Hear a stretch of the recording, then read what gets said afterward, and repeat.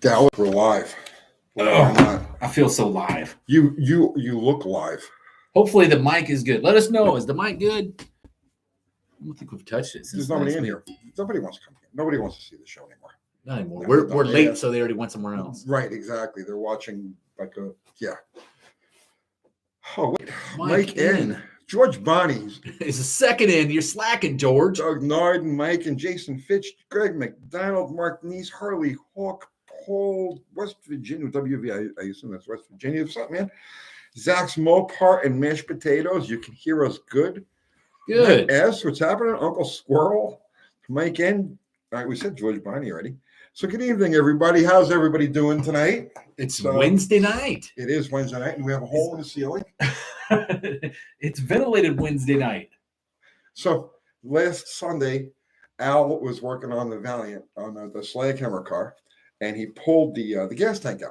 So I was like, oh, am I going to put this freaking gas tank? So we have there's a loft area above here. So I was like, no, I'll just throw it up there. So I threw the gas tank up, and it came through. There's literally like a 4 foot by 2 foot section of the ceiling that only has a tile, and it's just so you can run cables and ducting and stuff. Doug Norton hit the one spot. Doug Norton says the audio is killer tonight, thanks to your sweet. Yeah. I'm going to call him the Big Blue Devil. Gideon Wallace is pretending the country hasn't gone to shambles. You ain't seen nothing yet. It's Wednesday night, and we got Wednesday Night Live, so at least for 2 hours, the country's not in shambles. Right, exactly. We're like an oasis, I know. Shambleless, except for the freaking. As everybody, you dredge through the week, and then Wednesday night, 7 o'clock appears, Central Standard Time, and boom, we are literally the oasis. We are the oasis. We are the calm in the middle of the storm, right, or something like that. Still waiting for the storm. I'm hoping there's not going to be one, but I'm preparing for it to be stormy. I'm hoping for it. I'm waiting for it. I've been ready for this for years. Okay. Starian 88 Easer is saying, I'm just hoping for some C-body love. There's always love for the C-bodies, man. We just don't have any. But I mean, yeah, I love the C-bodies. Well, I'm trying to figure out what is the C-body? Fury? Yeah. Okay. Yeah, all of the full-size car. Okay. Right. Man, so Tony, what's been happening so far with the projects? Well, you know my 61 Sportster? I rode it around the parking lot today. We'll do more on that later. But yeah, I rode the bike today. Okay, Eureka 7 Wave is saying, for your camshaft video, does the same procedure apply to an already used camshaft? Don't trust putting a new camshaft in my 383. I would assume it does. If it's a used camshaft and new lifters, it's exactly like having a new cam and lifter set. And I illustrated that video with a used cam. So the used cam has got to have taper. Much less a new cam has got to have taper. The old cam still has to have taper, or it's no good. So especially if you're using a used cam, I would do that. Go through every lobe and make sure that there's taper in every lobe. And then, of course, use a new set of lifters. Right. Now, if you're using the old lifters, it's not really going to apply. Right. But as long as the old lifters always have to go back to the same lobe hole that they came off of. Right. If you're not positive, if you think they may have got mixed up or anything like that, throw them in the trash. Throw them in the trash. Yeah. Whoa, Doug Narden says he picked up a 413 block today. Casted 8.763, and it's almost bored to 4 1/4.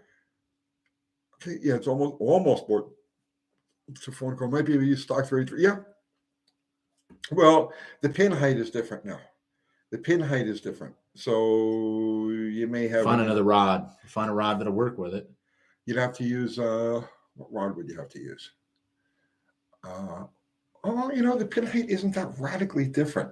Off the top of my head, I don't remember. But you might be able to do that. I had something weird. I had that 300 that I was going to do a flip motor with. Right. So this thing was covered. It was like a ball of OPEC. It literally, you couldn't even identify what kind of motor it was. It was so crusted with motor oil and crap. So I scrubbed it all up. I spent a whole day scrubbing this thing, and I get down to the bare block, and it's cracked along both sides and been frozen, right? What's your thoughts? Should I try to have it repaired or just pitch that sucker in the trash? Cracked on both sides. Both sides. How rare is it? It's 300 Buick. It's not. I can get another one for $350. Toss it. Toss it. Toss it. I was thinking about wonder if I could try to repair it myself for a video. Well, now you could try pinning it. Well, I was going to pin it and then weld it with high nickel rod because it's just on the external casting. But the only downside is it's literally 2 inches from the motor mount bolt holes. Right? I would do a video on pinning it. I think that would be a good idea. Unpinning it? Yeah. You think it'll hold? Yeah, it should. I mean, I haven't seen, but you drill out the ends of the crack so it can't spread past that. Well, I'm lucky there because it goes right into the holes for the freeze plugs. Okay. Yeah, it can't go any further. Auto Impulse just wants to say thank you so much for the plethora of knowledge you gentlemen always share with us. I try. Yeah, thank you. I try. Doug Norden, 413, the split window vet. I would be lynched by the Chevy guys. Let's do it. Yeah, well, go ahead. Just combine that song. You know what I mean? Just shutdown, total shutdown. Just use a 5-pack of JB Weld. Mopar Man 78 says. John Wilburn, what's happening, man? Fubar. I didn't even say hello to Fubar. And John, what's up, guys? My head is I've just got so many things going on. Well, hey, you know what I got going on? I just created a whole nother off-season channel to follow some of my Buick stuff. Tell us about your channel. All right. Well, I thought about a name for a while, right? And I fumbled around, but I came up with Mr. Rodder's Neighborhood. Mr. Rodder's Neighborhood. Yeah. Kind of like Mr. Rogers, only we build hot rods. Do you sing a song at the beginning of it? I thought about it, but no. Why? No, because I don't have a song to sing. It's a beautiful day in the neighborhood. Oh, I could sing A Beautiful Day in the Neighborhood, I guess, but I guess not. But now I just started doing some Buick stuff on there. A lot of the things guys were asking about, like my super stock motor, I got back on that. I got another set of rockers made. I'm fabricating valve covers and an oil pan and a pickup. And I'll have it running hopefully here before March. Wait, what's going to be running before March? That super stock motor. Oh, right, okay, right. Yes, John Wilburn saying, won't you be my neighbor? But you can check it out. I got like 2 episodes up or 3 episodes up now. Mr. Rodder's Neighborhood on YouTube. Mike again, PBS is typing the cease and desist letter as we speak. Exactly. Jason's Garage says it's a Buick day in the neighborhood. What's going on? What's going on? 67-2E Galaxy. What's up, you sick metal freaks? Steve Pistori, 410,000 difference in rod length B versus RB. Yeah, but I don't. Okay, so it's a half-inch difference. So that would mean a 90 thousandths. You'd have a 90 thousandths deficit. No. Well, okay, so the difference in pin height is going to be 90 thousandths, but off the top of my head, I can't calculate whether it's positive or negative. But either way, it's kind of workable. I'm sure there's a way to make it work.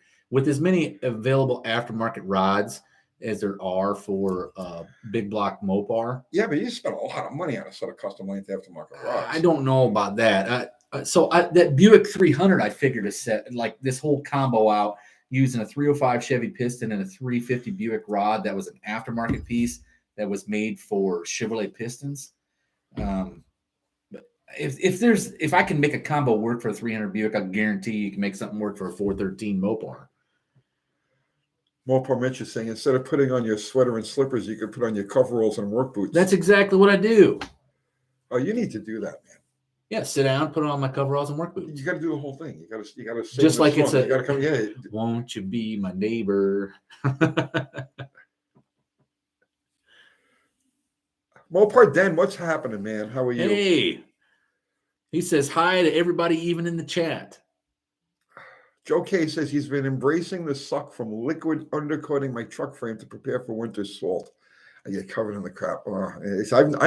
I've never actually applied undercoating. I've removed I mean, metric, cubic, yards, miles of this stuff, but I've never actually installed any.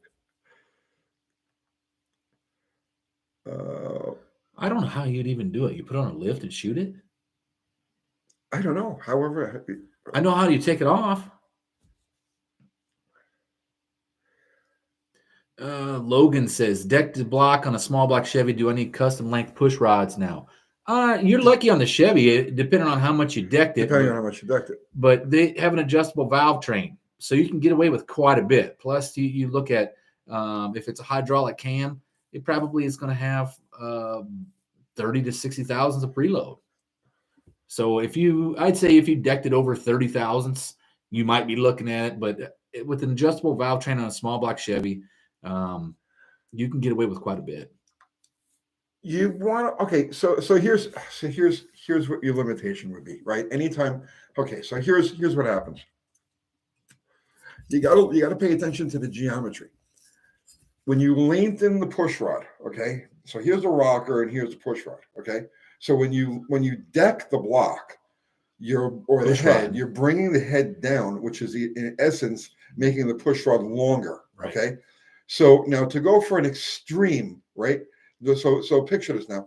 If I made the push rod this long, the rocker would be at this angle before it contacted the head of the valve, the stem of the valve. Plus, it's going to contact the stem of the valve in a different spot. Right. It's going to move it inward. Right. So that's what you want to look at. You can't like. The best thing to do is get an Expo marker, right? Like not a Sharpie, but like an Expo dry erase. You color the top of the valve, put your rocker arm on and adjust your rocker arm like you normally would, rotate the motor and see where that rocker arm rides on the top of the valve. Yeah. So that's the thing. As long as the contact patch, the contact pad on the rocker isn't coming off of the valve, right? At full lift, you're okay. Right. If you've got too much of an angle there and it's riding too far past, sweeping, to the inside of the valve like that, and then you need a shorter push rod to compensate.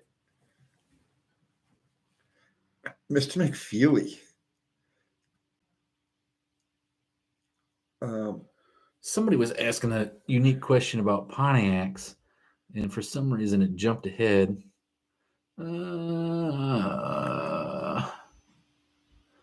Whoever was doing that Pontiac question. Oh, here we go. Tony Dow, small block versus big block. Was a big block developed to overcome horsepower torque limitations of the small block, or explain why two platforms when Pontiac had only one block? So that's from Auto 1303. It's the muscle car war, man. I mean, that's really what drove a lot of that. I mean, you had your basic average daily driver, which was generally your small block or small 6-cylinder cars. And then when you wanted something that was high performance, you got a big block. But when you had a Catalina, I imagine a 326 in a Catalina would be pretty anemic. Well, I mean, Grand Prix. You couldn't even have a Grand Prix with a 326. Well, okay, so the Pontiac block, by virtue of its design, right, is you can go from 200 and something cubic inches to 455 cubic inches because of the way it was laid out. When the small block Chevy was laid out, they weren't intending on going any bigger than, let's say, 327 cubic inches. Right. That was about the max. So it was designed for that. And the same thing with the small block Mopar. The small block Mopar was designed as a poly head first. Yeah. The bore spacing, and engines that were designed in the 1950s generally had pretty tight bore spacing. So you couldn't go big bore on them, right? Like you get into like on the small block Chevy, the Siamese 400 block, which was like known for having cooling issues. The Pontiac just happened to be designed in such a way that you could stretch it to all of those cubes. The big block Chevy came along after. The big block Mopar came along after. The original. So it's just there's no specific reason. The engineers didn't sit down and say, "We'll have a small block and we'll have a big block."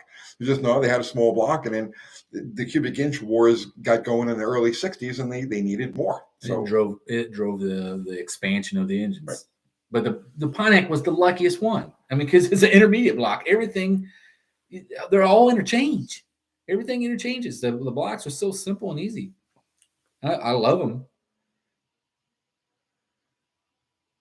Well, Paul Shea says his small block Pontiac was very wide. Well, You just had a Pontiac block. They're all the same size. So the big block would have been just as wide.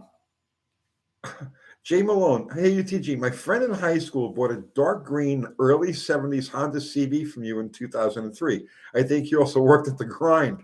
What's his name? Because I had a lot of people that worked for me there. And I sold a lot of people motorcycles because that's what I was doing back in the early 2000s. It must have been, if he bought it from me in 2003, that was when I got rid of all my bikes in preparation to move to Tennessee. Greg McDonald says, were the 455 and 440 originally designed to be truck engines? They were designed to be performance engines, but, well, no, I take that back.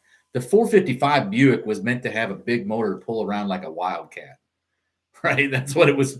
The torque is like insane. The 440 was probably designed more or less to be performance, wasn't it? Well, no, it was a luxury car motor. So the original big block Mopar, 1958, you had a 350 size, right? Which later became the 383, and you had a tall deck 383. They were intended for car use. At the time, they were still using the Chrysler Polys, 1957, 1958, 1959, even in trucks. It was only later on that they adapted it to trucks. Yeah, and then Danny Boyd says, "Oh, well, okay, I'm sorry." Well, no, I'm sorry. The 440 didn't come around until 1966, and that was just an outgrowth of the 413. And that was for, I mean, the first vehicles it was in were luxury cars. The 361 was the designated truck engine. Well, Danny Boyd's saying that no 455 went into any trucks from any GM factory. That's correct. All they ever got in a truck was big block Chevrolet, right? That's all they ever had. I still think, my personal opinion, that's where GMC should have differed. GMC should have set themselves apart instead of having the same damn truck as making ones with like a Pontiac big block in it or a Cadillac 500 or something, something that was really meant for grunt. The 454, in my opinion, never really was meant for a grunt, not like those other motors. Oh, Kyla Penley, I'm honey, Derek and Kyla here. We just got 57 Bel Airs in the shop this week. They're going to EFI, so I snagged 2-time very nice carbs of them. Very good.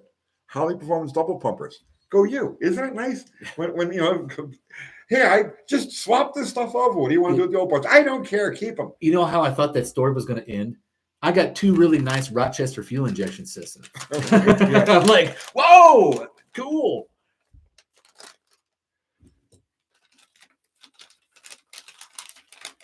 Joe Alcott has 61 Imperial with the long tube max wedge. So that's not a max wedge. That's just a long rim, the 413. And he's slow, yeah, because it's a 5,000 pound car. And it really wasn't intended to be, okay, it's not a stoplight deal, and it's not a high RPM deal. The whole point of that long ram was to give like an incredibly stout passing gear, which they do. If you've ever driven one of those cars, like stock, with the long ram setup, like you lay into that thing at like 50 miles an hour, right?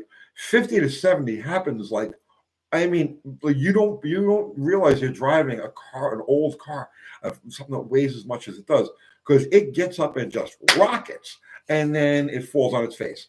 So, but that's kind of like what it was intended to do. It's supposed to be an impressive passing gear, and it is. John Motz says, building a 451 stroker UT in a video, you state to keep the 6358, 383, 400 rod. Can you explain why you keep the 6.38 or 358 rod versus the 440 6.7 inch rod that all the stroker kits are coming with? I like the short rod. I like the angularity of the short rod. It's not really piston speed. And see, now you go into these debates in this. Well, the short rod technically would make more torque because of the angle. Yes, right? More angularity means an earlier push on the crank. So it basically it kind of falls into that same category as reversing the pistons. Okay, but you got to picture this now, right? So crank is a circle, right? The connecting rod. Okay, so here's top dead center. Here's your piston. Okay. And it's going to spin on a crank. Well, the shorter the rod, the more it leans over earlier in the throw, so basically a long rod, right? A long rod stays upright for a longer period of time and it's pushing in this direction on the crankshaft. A short rod lays over quicker, right? And because it lays over quicker, it's pushing the crankshaft in the direction of rotation as opposed to straight down. So a short rod motor will give you more grunt downstairs than a long rod motor. The only caveat to that whole thing Piston speed is your piston speed increases with the shorter rod, which makes them more prone to detonation because they squeeze the combustion, well, the entire cylinder quicker, right? It happens much quicker. It comes up to dwell at top dead center much quicker than it does with a long rod. And that's the only downside. And well, also, I mean, once you start turning RPM with it, because now it comes a point with it where the piston will start to, aside from the physics of the weight of the piston and rod assembly, you run into you're increasing the piston speed away from top dead center. You're decreasing the amount of dwell at top dead center, and you're increasing the acceleration rate away from top dead center. And there does come a point where you start to outrun the flame front. The piston speed is just so fast that the flame front has less of an effect on it. And that generally happens at over, let's say, 5,000 RPM, 6,000 RPM. So at that point, if you're going to spin a motor, if you're going to look to make power with a motor over 5,000 or 6,000 RPM, long rods. then you start going for a longer rod. All right. So here's an interesting question, and I think it brings up a good debate. Logan says, do you think gas costs in the future will prohibit classic cars? Or will hot rodders find a cheaper alternative fuels like propane maybe? Here's my take on that. What you're considering, old classic cars, people always think they get crap gas mileage. Okay. And if you look at some of the stuff that from the 60s and 70s, most of them were about, I'd say 10 to 15 miles a gallon. That's kind of a ballpark number, right? But if you look at a brand new vehicle today, like say with a V8 in it, so you can compare apples to apples, they only get 14, 15 miles a gallon. So there isn't much of a fuel savings at all. What you are saving is that, let's say your new vehicle, oh man, it just doesn't do what I need it to do because it doesn't have the power. All right, well, I'm going to take it and get it professionally tuned. That professional tune is going to be $600-700. Your carburetor and distributor is going to cost you probably $25 to correctly curve, right? And make that power. Mm-hmm. It won't cost crap to operate it.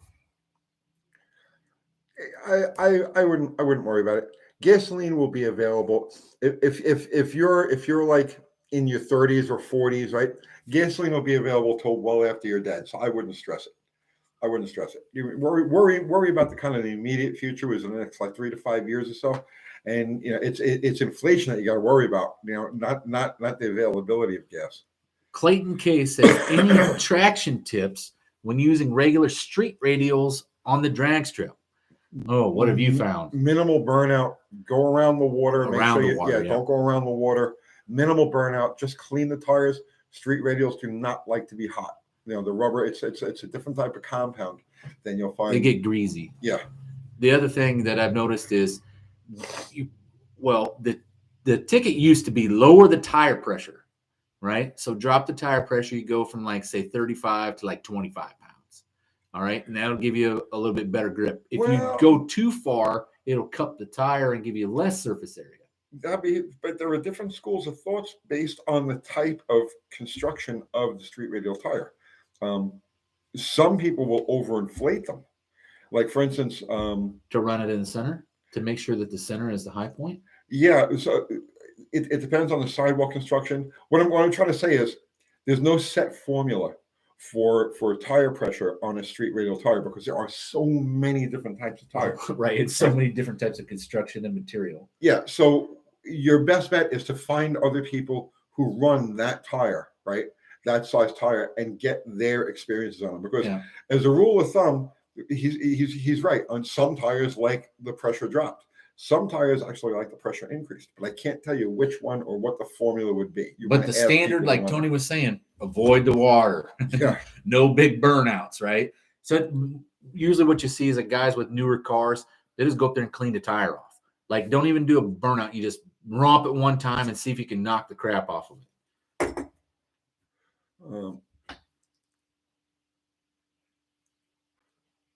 Let's see. On a drag radio, you don't. Yeah, I know. On a drag radio is he's about a street radio. Mopar Man 1978 is asking me, did you mention to Tony about that Chevy 350 issue I'm dealing with? So he shot me an email for the past couple of days about he's pulled the distributor out of a 350 Chevy. Okay. He also then pulled the pan off and the oil pump outlet, right? Okay. Cleaned everything up, put a new gasket on the oil pump, slapped the pump back in there, put the pan back on, go to drop the distributor down in there, and it won't go all the way in. Yeah. So what you do is, I know, it's hanging up. It's hanging up about 1/4 of an inch too high, right? I get it. Just crank the motor. I've already went down this road. He's tried that already. And I said, okay, well, if it's got some varnish in it, you're going to have to apply pressure to the top of the distributor because it won't just fall in it. Yeah. Right. And he's like, no, I've already been there, done that. Okay. Then I said, the next thing to do is look at the O-ring on the distributor shaft itself. I've seen him hang up on those O-rings where you can't get the distributor shaft to go down in because the O-ring is swelled back up once you removed it and it doesn't fit in there nicely. So I said, put some Vaseline or some grease around that O-ring and try to drop it back in. He's saying, no bueno. It's not happening. It's not going back in. Well, and then I got no suggestions for you. That's exactly. I told him, I said, look down inside the motor because down in there, if you look, the oil pump sits up through a hole that's cast in the block, right? The oil pump drive shaft. That hole that's cast in the block is a register for the distributor, okay? And if that distributor is not going in completely, it's not seating in that register is the only thing that can be happening. There's only a few things that can keep it from happening is one, that distributor or the oil pump drive shaft is too high and it's bottoming it out the distributor before it's all the way in there. Well, I mean, is it possible that it's not engaged in the tang on the oil pump? Well, and that's what I was thinking is maybe the oil pump, the intermediate shaft is sitting too high. Well, if the intermediate shaft didn't plug, okay, so. Oh, you know what? There's an easy way to fix that. Go ahead. You get a big, long, flathead screwdriver, stick it down that hole, and get into that intermediate shaft and wiggle it and verify that it's in that pump. Right. Yeah, that's probably what it is. The intermediate shaft. Of course, from the factory, there's like a nylon coupler that goes between the others on the Chevy. And there's like a nylon coupler that goes between the oil pump and the intermediate shaft, and that keeps it like lined up. Now, if you don't have that and you drop the intermediate shaft, then the intermediate shaft might be cocked off to the side and not keying into the slot, the tang that's on the oil pump. That's probably, if you've tried cranking it and it's not going, it's not dropping down, then that's probably what it is. It's not keyed. You know what I'm saying? It's off on an angle and not engaging the tang on the oil pump. Bill McSiler, thank you, sir. Did Dodge offer a 318 with a 4-barrel in the half-ton trucks, or was that only for 3/4 ton and up? Dodge didn't offer for the American market. Chrysler didn't offer a 4-barrel on any 318 until 1985. Really? Yeah, I did not know that. That's in the North American market. Now, South America, they had the 4-barrel on the 318, just like the 1-barrel on this, the 2-barrel on the Slant 6. South America had 2-barrel Slant 6s, what we know as the Super 6, from 1964, 1965 on, and we didn't get it until that's so interesting. I had no idea that was even not even a possibility.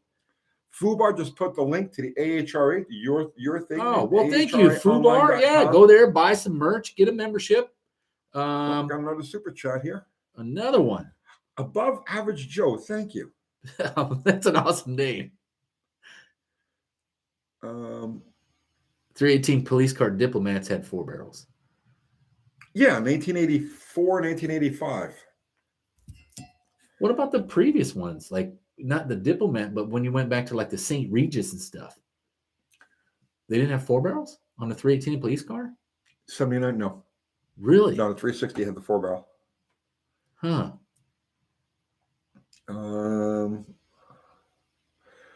Well, pardon me, and I dropped the distributor in with no oil pump or shaft when I had the pan off. The only thing I could think of was the cam bearings have wear causing the cam to keep the distributor from down. No, you'd have to have a ton of wear, like no bearing left. Fubar just put the link to our merch. There's stuff that's in our store. Thank you, Fubar. Oh, I'll tell you what. There's an easy way to determine if you got some kind of cam bearing wear. Pull that distributor back out and look at the gear on the distributor. It'll be freaking chewed off if that thing has got a bunch of slop. No, there was no cam bearing problem you could possibly have that would keep that distributor from dropping it. Forget that. That's not the issue. Jay sent $5. Thank you, Jay.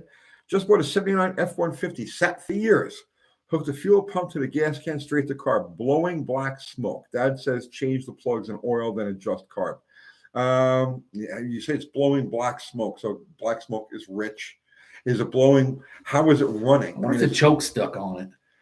Well, I mean, I'm sure he could see if the choke was stuck. I mean, is the choke stuck? I mean, I don't know your level of experience, so I don't know if you generally speaking, you might have an internal. Okay, so the needle and seat might not be closing completely, and it's dumping gas. If it's set for years, I'll bet you that carburetor has crap in it. I would give it a couple of taps. I know it's going to sound crazy, right? Start it up, right? Take something like a wrench or like screwdriver. Not a screwdriver, something a little mass to it, right? Oh, and just give the float pull. I know it sounds crazy, right? But sometimes the needle and seat just isn't quite perfectly closed. The fuel level comes up high, and it'll be dripping gas through the boosters. So in other words, like not enough for it to be making a fountain all over the place, but it's enough to keep the float level high and dripping in the boosters. While it's running, take like a wrench or a small hammer, like a little ball peen hammer, or whatever it is, and give the float ball a couple of good whacks and see if that doesn't help smooth it out. Kevin Kellett says, on the Buick V8, is the fuel pump lobe on the cam or added on? Well, it's both. On the small block, it's actually gear that slides on the cam and it's keyed, so it's just essentially run off of a key in the distributor or on the cam. On the big block, it's part of the camshaft. So depending upon which one you have, that's how they are. Well, Propane 78. Do the Chevy cams have a nylon bump stop on the nose of the cam that might only? No, that might make a not engaged sheath on the camshaft. No. The small block Chevy, the flat tappet small block Chevy, hydraulic or solid, right, has nothing. Okay, a roller small block Chevy has got a button to keep the cam from moving back and forth because roller lobes don't have any taper, but the regular one, no, doesn't have it. Bob Evans Show, thank you, sir. UTG, what are your thoughts on a hydraulic roller setup on a 426 Hemi and why? 5 years ago, you would have said, hey, kick ass. Right. 5 years ago, I said, yeah, there's so many problems, and I've had problems with roller lifters. You just do a search on problems with roller lifters, and everybody has a problem with roller lifters now. Hydraulics bleeding down. If you're going to go roller, it's a good idea.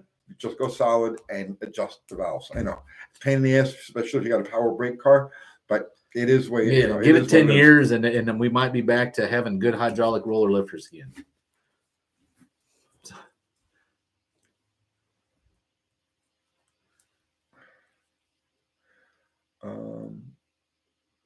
Zero, what's happening, Zero?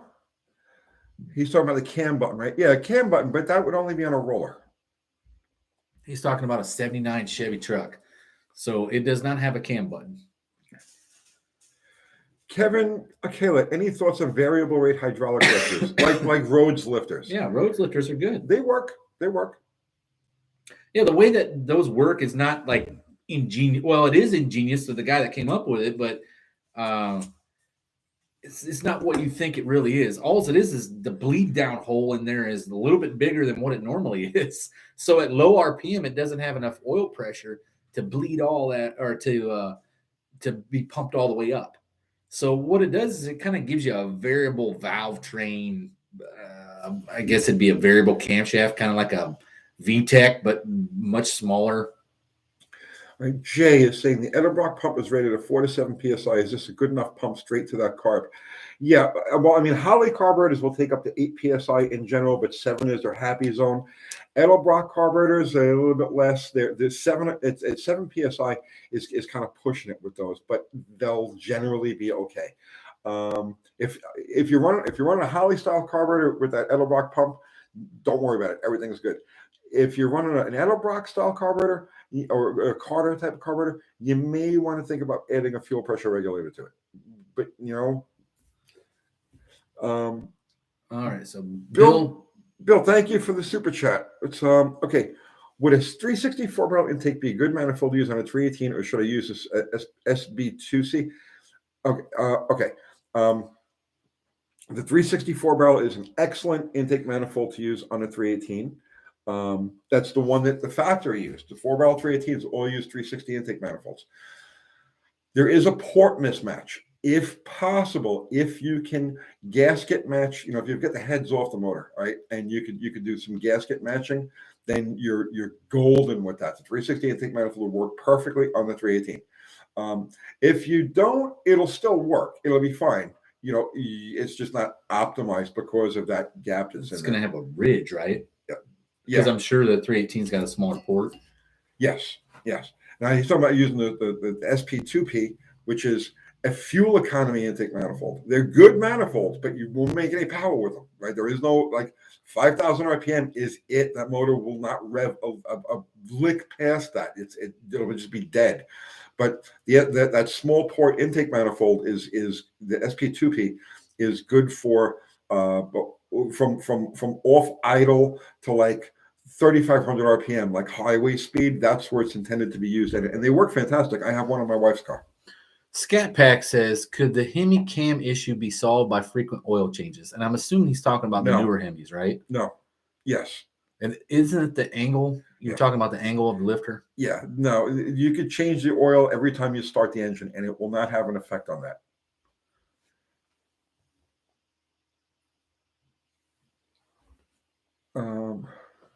Okay.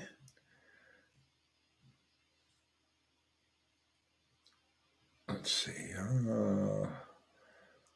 Dallas, how great would it be to find an old Reynolds Stocker Grand Sport? It would be pretty awesome. I'd like to find one, but they're all gone. I'm sure they're locked away in somebody's garage. Oh, you're quite welcome, Bill. Thank you for the super chat.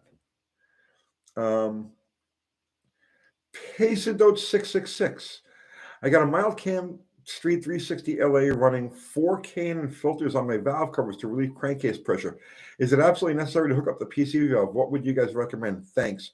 Yeah, PCV valve and 1 breather. You can run 2 breathers if you really want to go crazy with it, but a PCV valve. I would use, if it was my engine, and I do this all the time with my street motors, anything they drive on the street has a PCV valve, and it's 1 breather on one side and a PCV valve on the other side.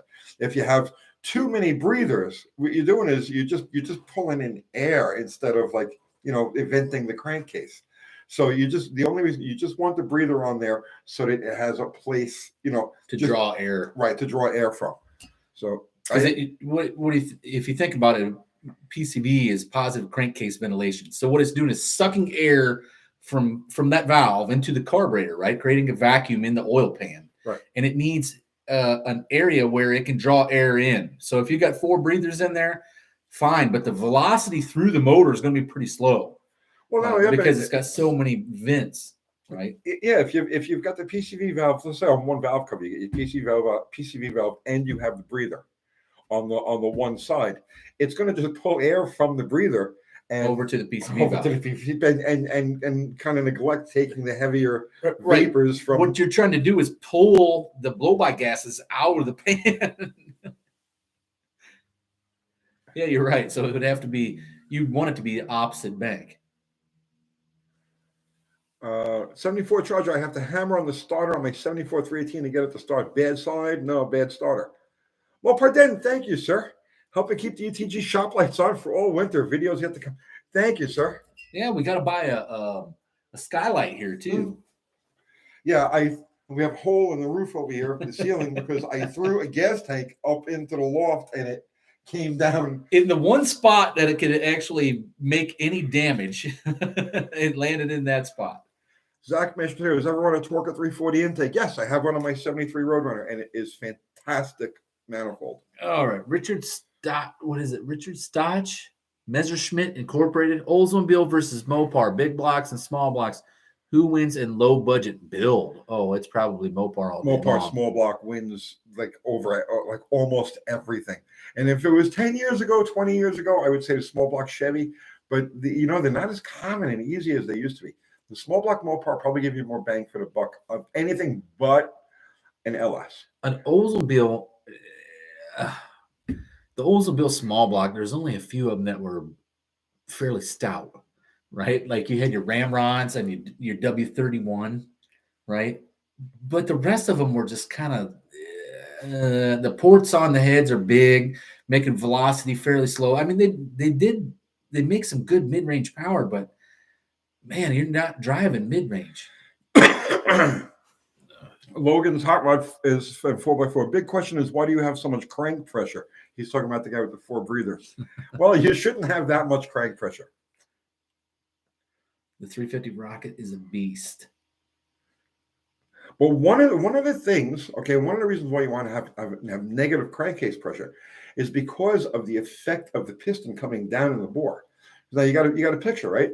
The piston comes down travels down the bore, and it's a cup, and it's pushing a column of air down into the crankcase. And yes, there's a vacuum when it goes back up again, but the net is that there's a ton of pressure being blown into the crankcase at any given time, and evacuating that is important. That's why vacuum pumps. That's why if you want a vacuum pump, you pick up horsepower. The vacuum pump also seals the rings, is what I was always told. It helps to seal them, yes.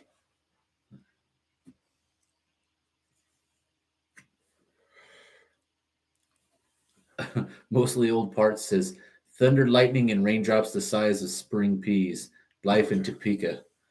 Yeah, it's the rainy season, man. That's it. It's right. We've been dry here. Well, we have, but the weather's been weird this year. Man, has it been weird. It's been cold and then hot and then cool, and then today was beautiful. The past 2 days have been beautiful. Everything's weird.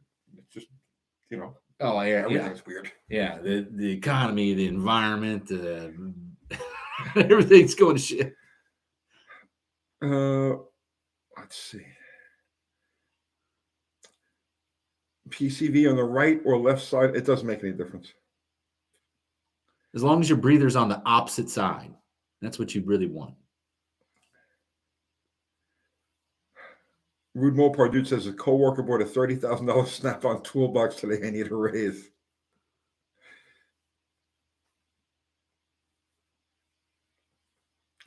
Jeffrey Hollenbeck says there's no way I can build a Mopar cheaper than a Chevy. I get 450 horsepower, 454 for free with low mileage. Last one hits. Well, you have a hookup to get them for free. Most people don't have the hookup to get free engines. So go you.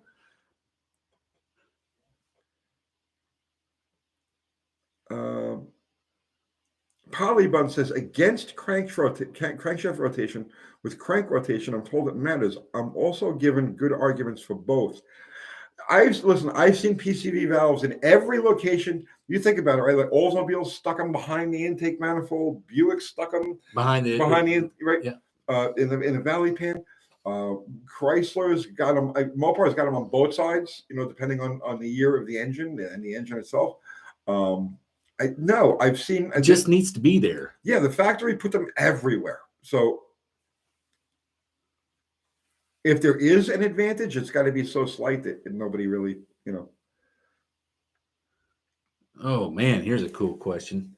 351 Cleaver, 351 Windsor with Cleveland heads, Boss 302 works if you can machine the block. Oh, okay. I thought this was going to be a question. I thought it was like versus, but okay. Olds 425 is a different story than your Olds 350. Let's see. Polybun agree with it both ways. Yeah. IC conspiracies.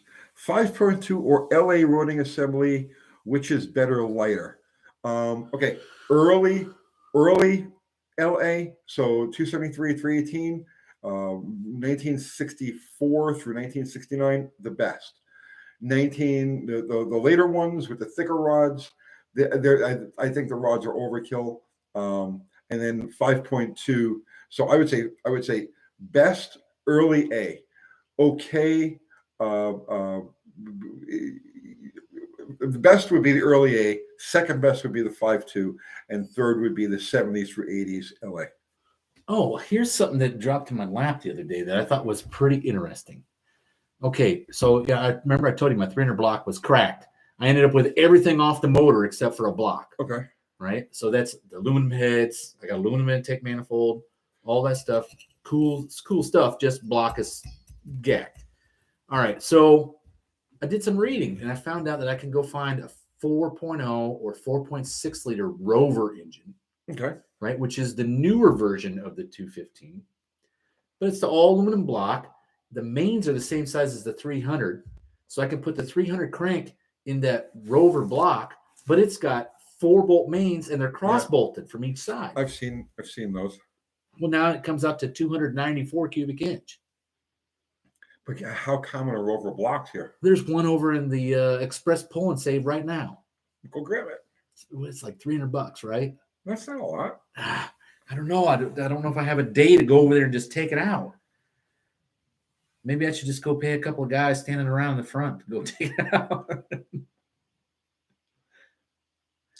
Do you think it'd be an interesting build, though? Because you get almost 300 cubes, and the motor would weigh 320 pounds. You'd have like almost 1 horsepower per pound. Maybe? No? I'm sorry. I don't know. You're reading. I'm trying to catch up. I'm mentally multitasking. Joe Brennan says he'll help you, Dallas. Sweet. Yeah, I'll meet you at the Express Pull and Save over in Smyrna tomorrow. Or I guess it's Laverne, right? I don't know. Which one is it? There's only the one. I don't know where Smyrna ends and Laverne starts. Okay, yeah. It's right on the border. Right. Yeah.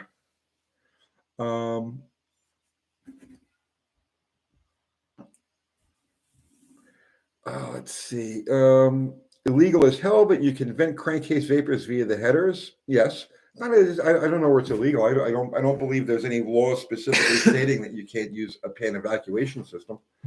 Oh, they used to have road draft tubes, right? Yeah, right. It's a lot less damaging to the environment than, let's say, a road draft tube.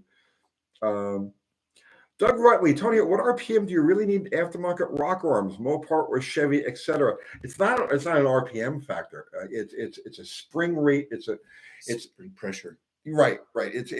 There's okay.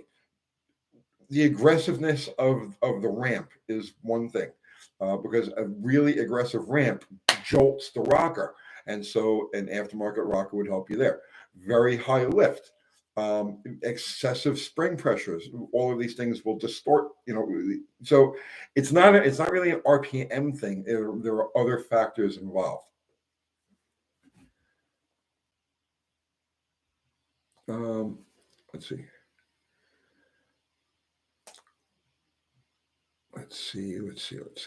Okay, John S. says, Tony, explain the theory of carb spacers and how they help. Isn't this just a plenum volume thing? The carb spacer basically, the first benefit is that it isolates the carburetor from intake manifold heat. Right?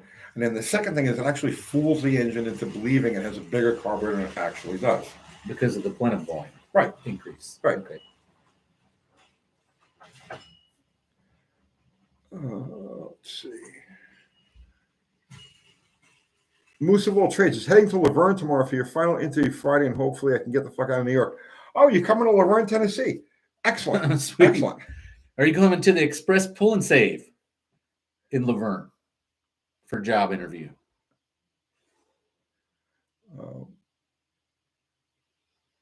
Let's see. Mike Batista says open carb spacer on a dual plane is stupid. Why do you say that? Why do you say that? That's probably the best one. That's exactly. That would seem to be the one that would want the open spacer the most.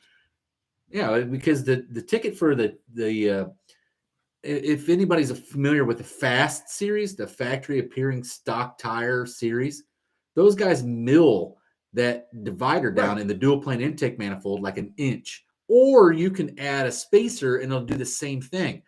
But they're not allowed to run a spacer, so they mill them down an inch.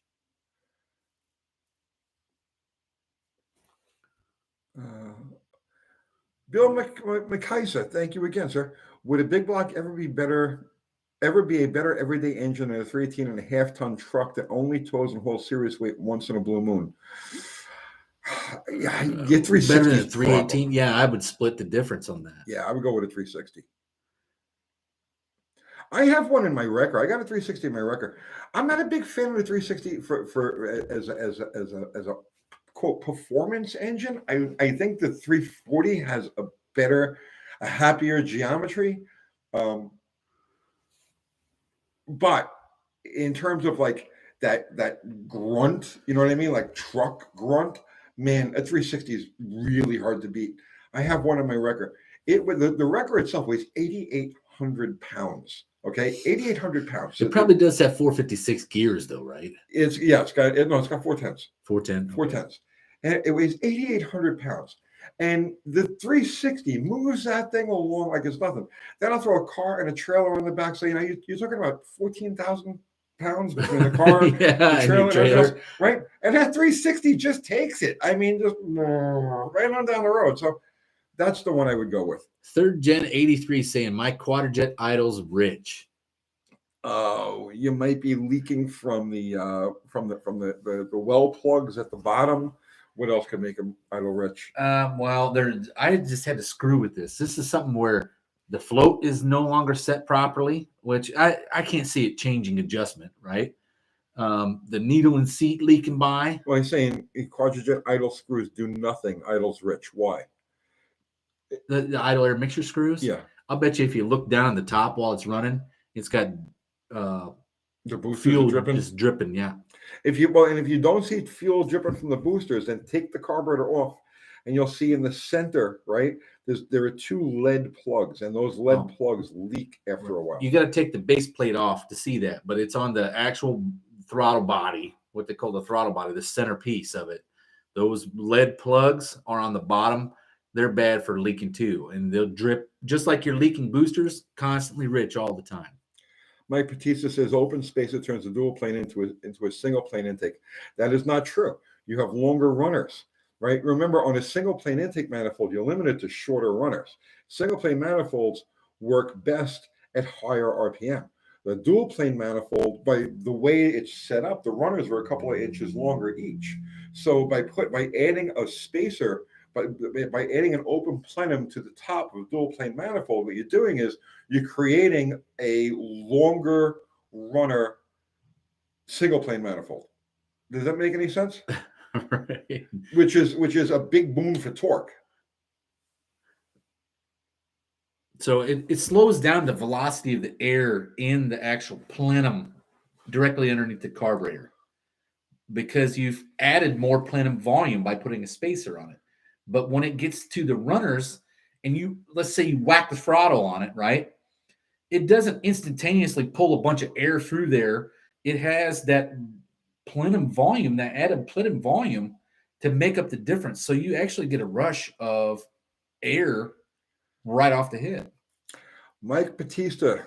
That's the copper coat guy. Hey, Mike, I'm sorry, I didn't realize Mr. Coppercoat. The dyno tests show a 10-horse gain with the open spacer, and it killed power down low. What kind of dyno is it being tested on? Because there are certain types of dynos that will not show certain characteristics. And was anything else changed? So you have two types of dynos. There's one type of dyno that holds the motor at a certain RPM and takes measurements at each RPM. And then there's another type of dyno, an inertia dyno, that actually lets the engine run its course. You will get two completely different results based on what kind of dyno that you're using. So you can't always go by dyno numbers.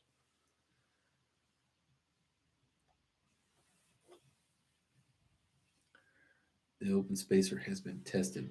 I'm going to do drag strip test on it because my super stocker, I was going to put a 1-inch spacer on. I have yet to see any example in a drag race situation where a spacer didn't help performance. It always does. And I have never seen I've never seen a limit to spacers. So, like for instance, okay, let's just say you're going to stack 4 2-inch. You're going to stack a bunch of spacers. You're going to have this much spacer, okay, underneath your carburetor. You may not see anything on a dyno, but I'll tell you what, you take that thing on a drag strip, it's the silliest looking thing that ever happened, but that shit will rock right off the start. Run right all over the other setup. I have yet to see an example of too big of a spacer in a practical, real world. And you kind of laugh at that stuff, but back in the, I'd say early 70s, that's what everybody did. If anybody knows Animal Jim Foyer, his very first car was called the Big Animal, right? It was a 57 Mercury with a 427 Ford FE motor. Right. Okay. It had 2 4-barrels on it and 2 4-inch spacers under each carburetor. Right. Mm-hmm. So you had a tunnel ram with 2 4s on it and 2 4-inch spacers on the tunnel ram. It makes a difference. There's a reason why guys did it. There's a reason why they make those spacers. It's not that they're garbage. Plenum volume. If you want to know how much plenum volume plays into the game, there's a clip here on YouTube from 1985 Atlanta. They had I don't remember what it was called, Peach Nationals or whatever. Bob Glidden does a barrel roll at the top end of the track, 1985. You remember that? Mm-hmm. Gets out of the car. It's in a million pieces, on fire, the whole 9 yards. The first thing the dude does was take off his jacket and throw it over the intake manifold so nobody else could see how he had modified the intake manifold for the plenum volume that he was using. So go back to Mr. Coppercoat. Mike Batista, if you want a single plane, buy a single plane. What if you want a very long runner but have limited hood space or under the hood? Well, in my Superstock case, right? Right. I cannot run a single plane. I have to run a dual plane intake manifold for that class. So to get the effects of a single plane, the only thing you can do is run a spacer. Mm-hmm. And he's saying now air gaps hate open spacers. Bro, I don't know where you're getting your information from. I mean, the only an air gap has absolutely nothing. Air gap manifold, all you're doing is you're isolating the plenum from the heat of oil being thrown up against the bottom of it. That's what an air gap manifold does. This guy's trolling the hell out of you. Mike Batista, why do you think you know more than Victor Edelbrock? I channel Vic Edelbrock all the time. It's he's actually okay. All right. Oh, I always trust the butt. Thank you for the super chat, Bill. Always trust the butt dyno. My 318 and my 85 Dodge truck with a 2-barrel spank. Plenty of Mustangs and Buick 3.8s.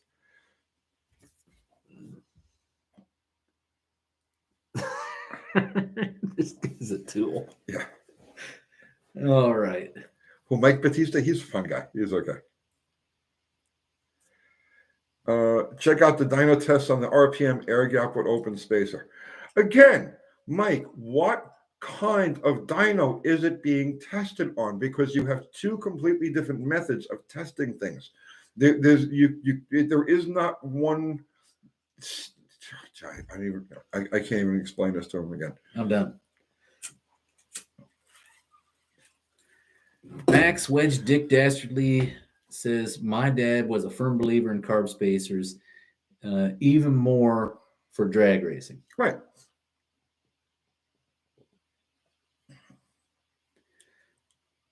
Well, I mean, look at the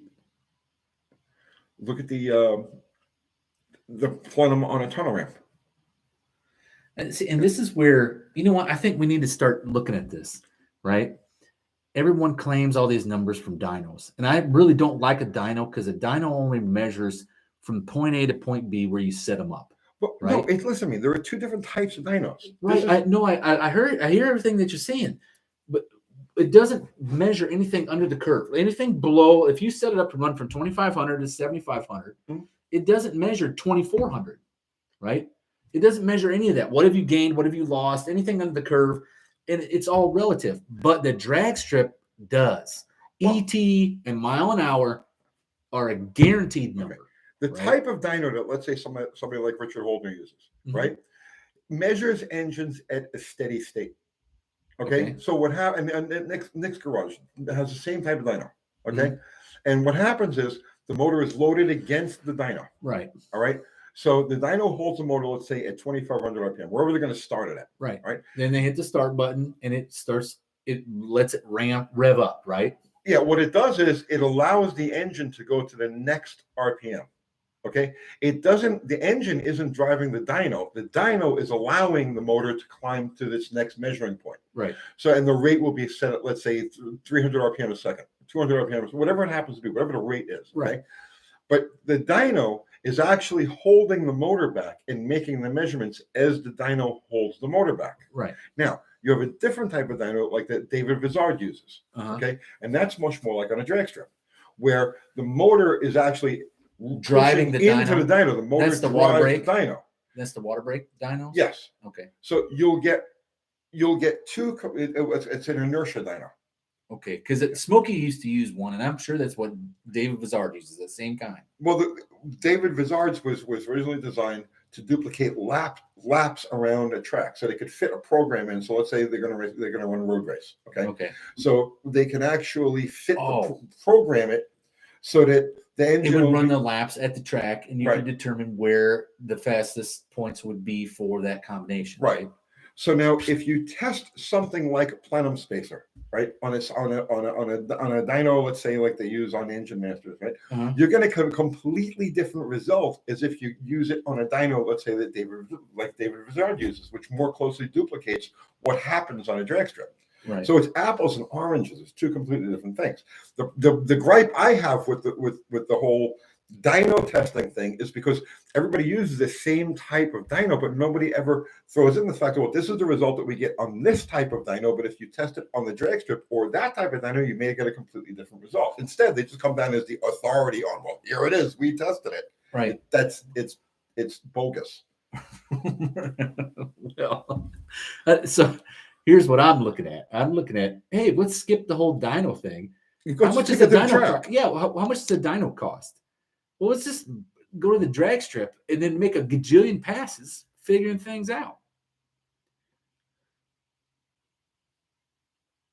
My mantra is, what would Smokey do? He would chop it up and make a 3/4 65 Chevelle or 66 Chevelle, whatever that was. Mike is saying peak power ain't always what you want. Of course not. I don't want peak power. I could care less about peak power. I care about how the thing applies power from the bottom on up. Lori Junkin, thank you. What do you think about running an Olds 350 with original spread bore intake with spaces and a square bore carb? I think it'd be sounds fine. About right. Should be fine. Yes, guaranteed. Terry CH says elapse times are better than dyno pulls. It's your ET and your mile an hour is a dead giveaway. And it's a measurement at a set standard distance, right? So you can always compare them to the previous. That's what tells you you're making more power. Mike Batista, we ain't all drag racing, though. I agree. And even more so, Mike, that backs up what I'm talking about with this other type of dyno. Let's say that like David Vizard uses, how he does his testing.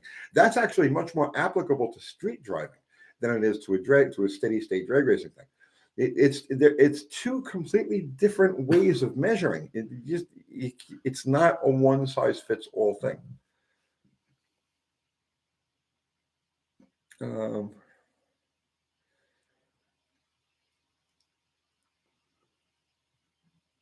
Zero says we ain't all on a dyno.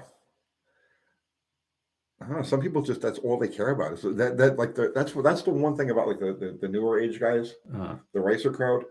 You know, it's like I love what they do, except that the whole dyno thing, all they care about is dyno numbers. You know, it makes 1,200 wheel horsepower. Yeah, but you're only going to put 300 of those to the ground. You know, the thing that always like those numbers are irrelevant unless you can make it work for you, right? But what I'm getting at is you were around for the 80s pro street craze, right? Yes, How badass did those cars look?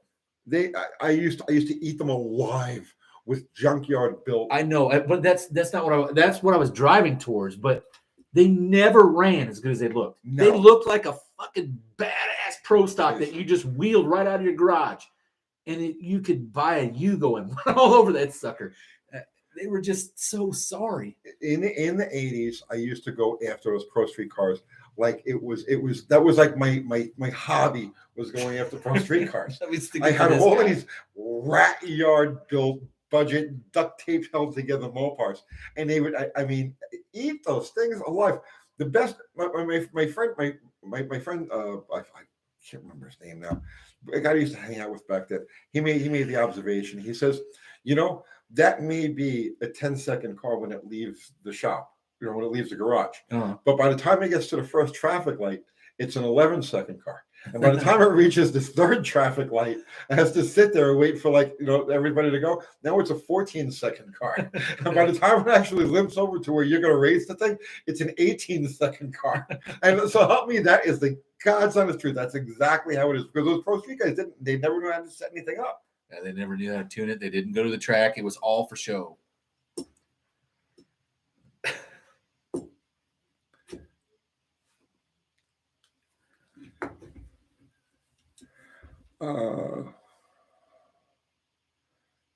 Let's see.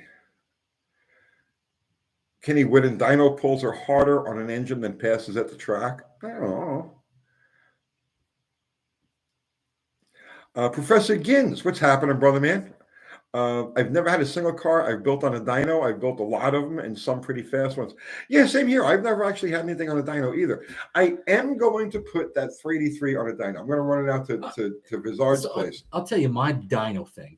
I've only had one car ever dyno. That was my Thunderbird. Okay. And I went to that same place, the same exact place that Holdner goes, right? West Tech Dyno or West Tech Dyno Shop. Right. And it's just east of LA. It's like Covina, right?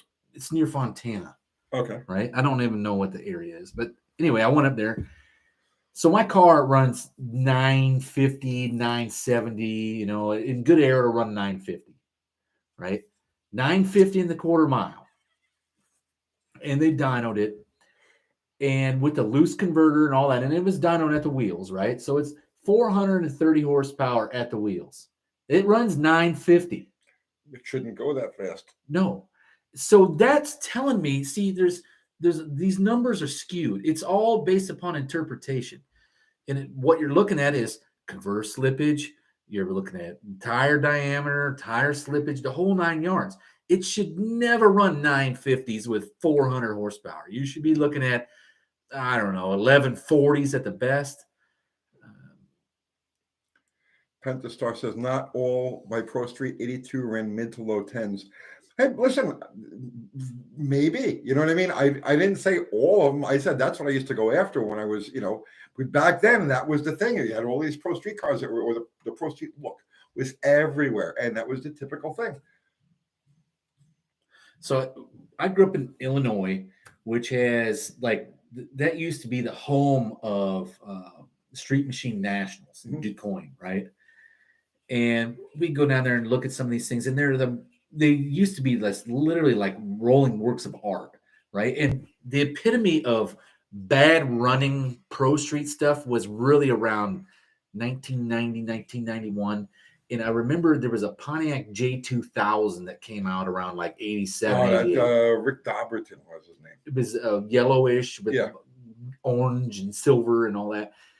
And we were looking at the chassis on this thing, and it literally had coil springs that were valve springs in the rear, right? Okay. There's no way that car would have ever performed on a drag strip, period, hands down. It would have broken the rear end suspension right out of the car.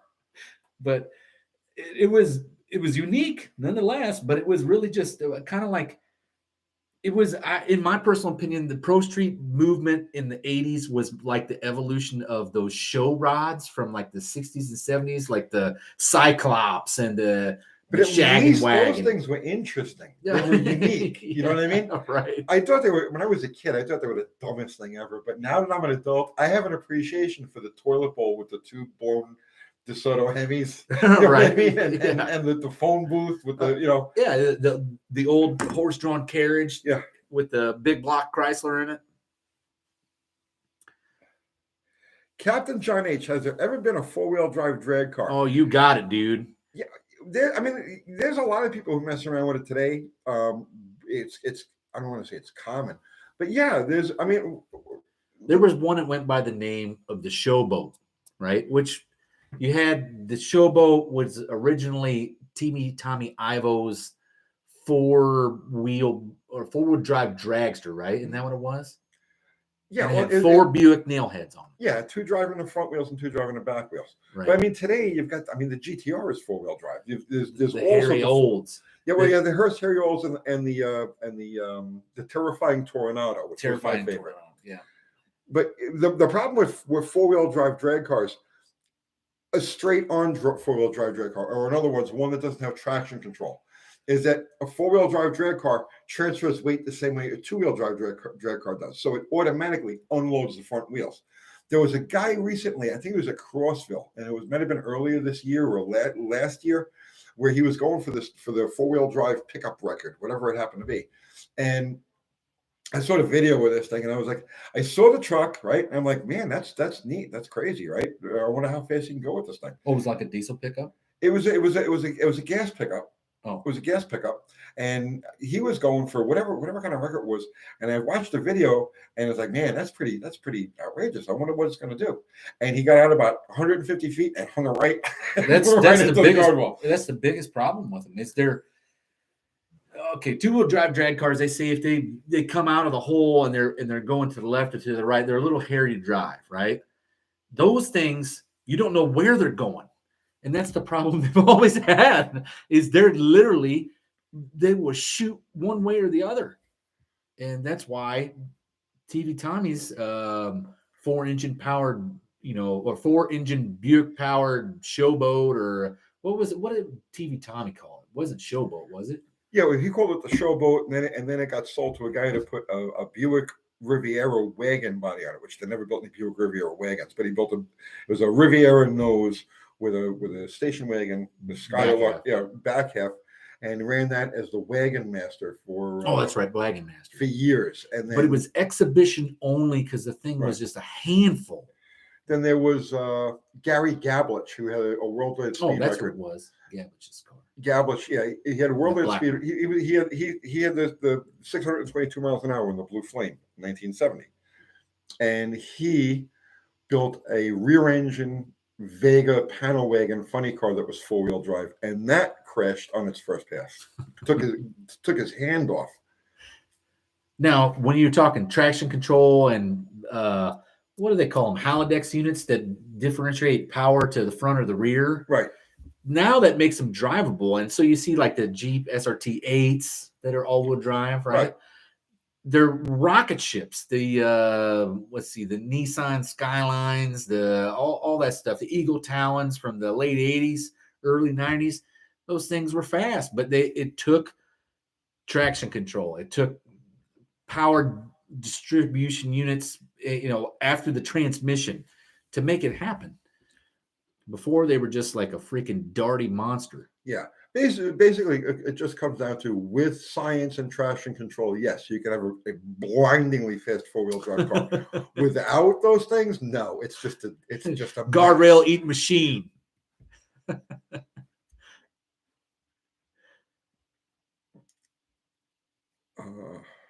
see. Yeah, Tommy. That's what he was talking about. The Tommy Evo Showboat, which is a car he never drove. The Tommy Ivo never drove? Don Prudhomme, well, there was a bunch of different drivers, but Don Prudhomme drove most of the time. Because he was under contract. Movies, right? I remember him saying something about the insurance being ridiculous, and they wouldn't allow him to do it. They would make him sign a clause saying he couldn't drag race. Maybe that's what we should do. The next AHRI Drag Racing History channel video on is exhibition cars. Because there was a ton of them, and there were some really cool ones, like the backup pickup, right? I always liked that one, or with Chuck Poole's Chuck Wagon. Chuck Wagon. Yeah.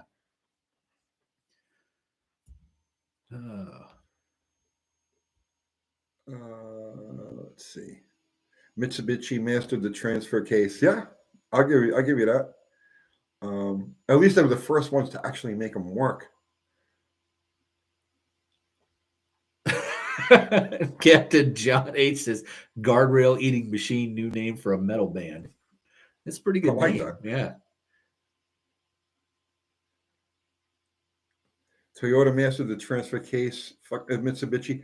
Yeah, as far as like performance drag racing goes, no, I think Mitsubishi actually had it first. Gins is saying, yeah, don't forget jet and rocket cars. We will. We'll do something with exhibition cars. Mopar in 1978. Craziest piece of shit I've seen is the first generation front drive Cadillac, white with leopard skin roof and big gaudy red flames on the hood and fenders and popped wheelies in reverse. Popped wheelies in reverse. I don't think I've ever seen that one. Front drive Cadillac? It's going backwards. Oh, is it an exhibition car? John Wilburn is saying, other than not one, what is Tony's favorite transfer case? I do not have one.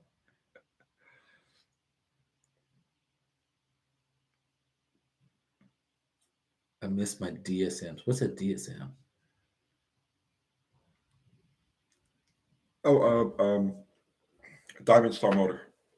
Oh, Mitsubishi? Yeah. Danny Boyd put a Ford Tempo into a guardrail. Go you, Danny.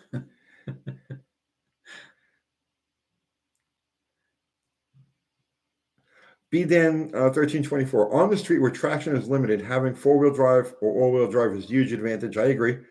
I'm an import guy and done lots of street racing. And even the VA guys don't want to race a GTR and Eagle selling for. I know.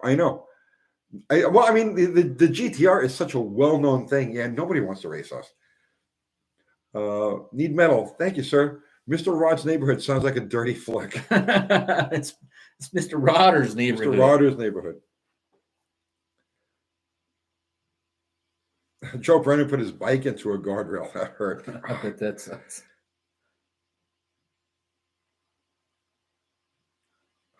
Pentastar misses his GLHS Omni. Those are great cars. Max Wedge Dick Dastardly asked if you got your Sporty running. Yes. Today. Yes, I rode it around in the parking lot today.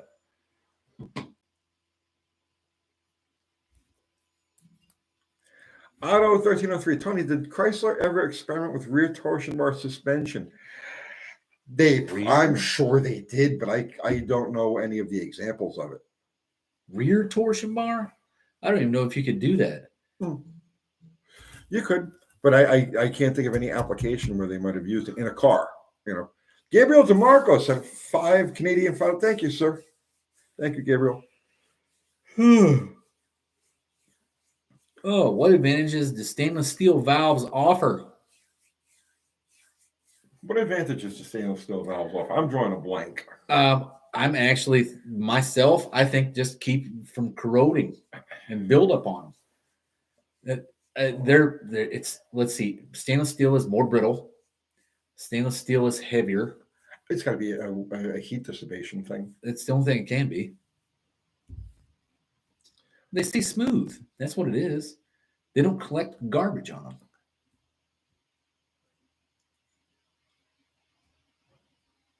Let's see. Doug Rutley, a shop nearby was closing, had out Della Wood's funny car body, 80s Dodge Charger. Yeah, Della was a great racer. We match raced her a couple of times.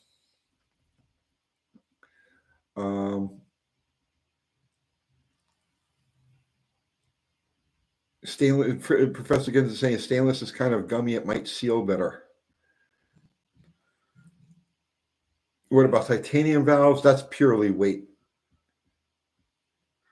Yeah, see, this guy said 56. Wow, these guys don't know where stainless steel valves are used. I know where they're used. I don't know what the gain is of them.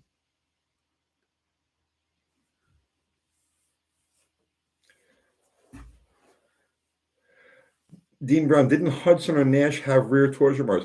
That is a question for my friend Steve Magnanti, whose channel is doing great. He's doing really You know good. what? Them those Hudsons, I remember that you used to be able to jump on the back of that Hudson and it would like freaking go like 4 or 5 feet in the air. And then the tires would still be on the ground. It had huge suspension travel. Joe in Michigan, UTG, will we ever see a budget 400 big block mower in the shop? Yes, you will. There's actually one on the stand at my house, but it's a couple of projects down the road.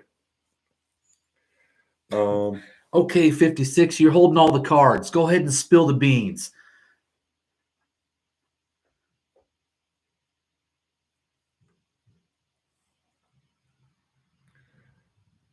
Mid-50s, Packard had rear torsion bars, Hudson too. Oh, Okay. Packard. Yeah, that's right. That's right. Packard had that crazy suspension.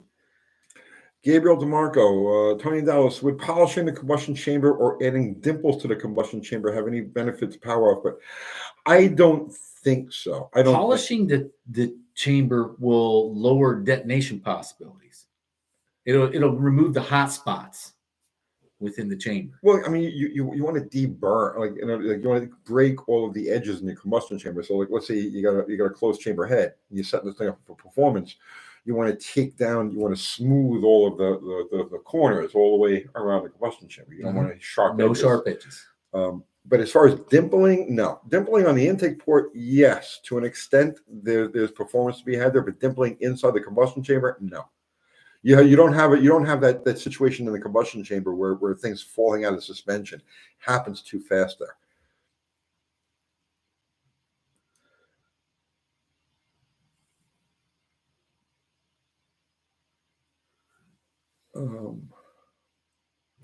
Danny Boyd says, I would think dimpling would promote detonation. Yeah. Max Wedge, Dick Desserly, thank you, sir. $5 for oil rigs under the Sporty. Someone put a cup under mine outside the bar to catch oil and reuse. I fixed the leaks on it. It doesn't leak. Yeah. Didn't you say that they all do? Yeah, but right now it's not.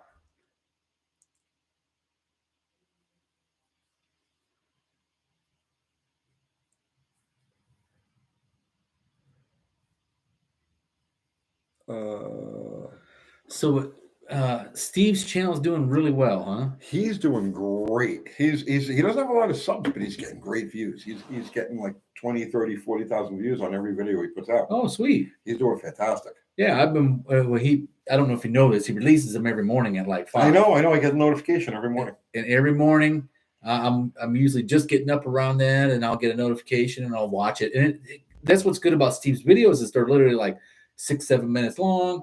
Yeah. And you watch it, go on to the next.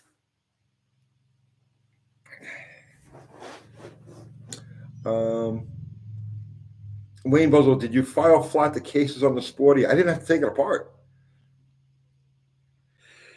Pentastar, Tony, do you like diners? Just a big Sportster? No, I like Sportsters. It's the Sportster is the only Harley Davidson I have any interest in. Captain John H., whatever happened to the kitchen rebuild? We moved into this shop, and my time is so here. You know what I mean? There's so many things going on here that it was just we started that kitchen rebuild at exactly the time that we found this place, and then decided to take it. So there's just literally I go to the house to sleep. I go to the house to eat. I go to the house to sleep. I pet my dogs, and that's it. And the rest of the time I'm over here. And so that's what happened to the kitchen rebuild.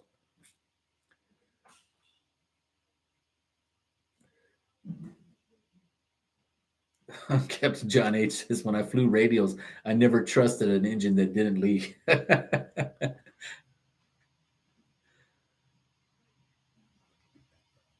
Doug Darden has a meeting. Good night, brother, man. Thanks for joining us. So 56, I think, here is spilling the beans on where the stainless steel valve reigns supreme. If you run a self-oxidizing mix of alcohol and add boost, all right, you increase the amount of humidity in the system. Using stainless steel valves reduces the thermal energy lost when passing over the valve caused by condensation of the fuel due to the thermal delta between the gas and solid. Okay. This results in less wet fuel being in the cylinder and more atomized mix available to burn. Aero engines 101. So that's, I'm assuming aero engines applying to airplanes, right? Yeah, I knew it had something to do with temperature, but there you go. That's 56. Thank you for that detailed explanation on that. I was very eager to hear, and it sounded like you were interested to tell. So I was hoping you would definitely spill the beans, and I had no idea that it was an airplane thing at all. I know that in car applications, I've seen them sold. I've never bought a stainless steel valve. I never saw any benefit for them in a car application whatsoever. Greg McDonald was sad to hear about 318 Will Run's daughter and unborn child. Thoughts and prayers go out to them. What happened to 318 Will Run's daughter? Does anybody else have any information on that? Jason Fitch, Uncle T's Garage gets good info from the comments section. We get great information from the comments always section. have the best peanut gallery. we have some brilliant people that pop in here. Oh yeah. Well, who is the dude the guy that has his own YouTube channel that figured out the piston flipping angularity like math? Who is that guy? Say it again now. There was a guy on here. He's a regular. He has his own YouTube channel. Yeah, Tom Muse. He's been gone for a while. Has he? Yeah. The grandchild passed. Dude,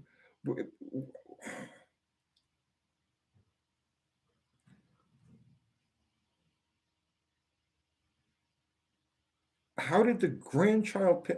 What was it? What happened to the unborn? I'm confused. So somebody give me the straight story on 318 Will Run, please.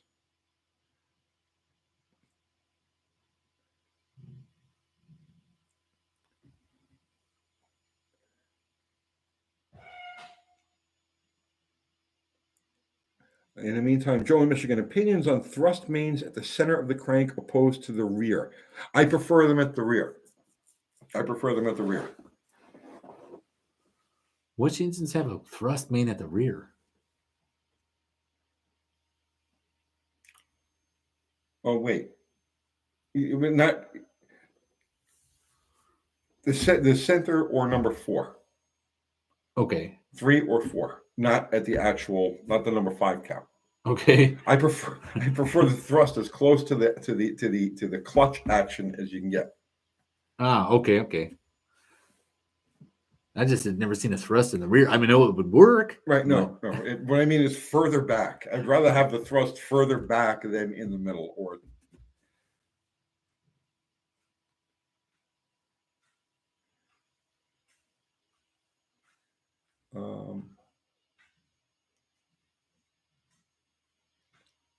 Oh, okay. There we go. The 318 Will Run. Him and his family got COVID, and the grandbaby passed due to COVID issues. Okay. So yeah, our thoughts to 318 Will Run. Obviously, yeah, I'm so sorry about that. Please, if you know him, if you contact him or anything, please pass along our condolences. Yeah, that's a terrible situation. Jamie N says, Dallas, Tony, how important is the Q-Jet fuel filter check valve? I believe it's important. I believe it's very important. And you've told me that from day one. And I've seen a difference, like, because I pulled that filter out and I took the check valve out and I put just a replacement filter in there. And this sucker started having problems. Mm-hmm. Right? It has something to do with that check valve. I can't tell you why it makes the difference that it does, but I can tell you that it makes a difference. I think originally it's just to keep fuel from draining back.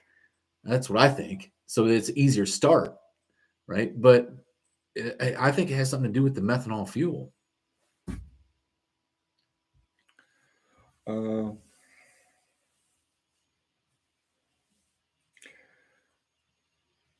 Let's see. Lori Junkin, what do you think could be the next trend in classic cars? Putting them back to stock.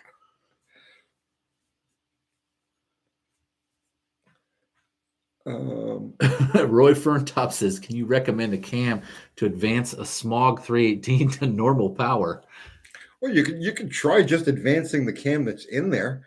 You know, I like that whiplash cam, the Hughes whiplash cam. It just works fantastic. I've got one on a 273, and I thought it was just a goofy gimmick at first, but no, it makes great power.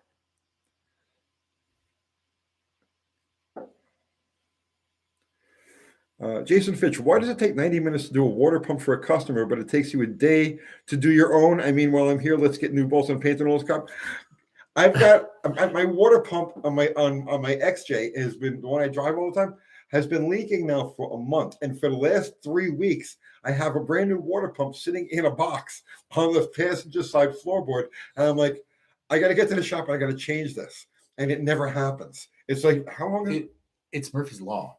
It's Murphy's Law. You do a customer's water pump, and I'm assuming all the bolts come out fine. The water pump goes on, not a problem. You take yours off, it's going to break 4 bolts off in the block, right? And then it's just Murphy's Law.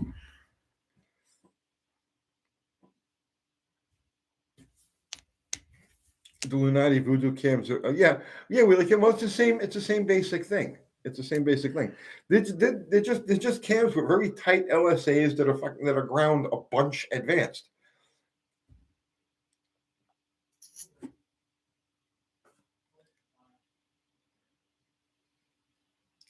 Big Red Channel 20. The next trend in hot rodding is riding muscle cars. The rustier, the better. That's been the trend for the last couple of few years. Riding muscle is the thing. But I think that the trend in classic cars, people have been modifying these things like crazy for the last couple of decades. And I think that the next trend, honestly, I believe the next trend is going to be to take all that stuff off and start putting all of the stock stuff back on, because now you're dealing with a museum piece. You know, it's these cars are 50 years old, 60 years old. And it's just, the time to rip them apart and modify them and everything is, I believe it's coming to an end, and they're worth more, and I don't mean dollar wise, although I do mean dollar wise too, but they're worth more as a functional piece of equipment than they are as a hot rod.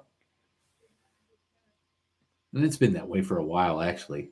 I think the trend is actually what you're gonna find is right now, with gas being what it is and no end in sight for that, you're going to see a trend in people resurrecting things like your Mrs. Landy Dart, right? There's going to be a lot of those things going down the road here recently, like not too far in the future.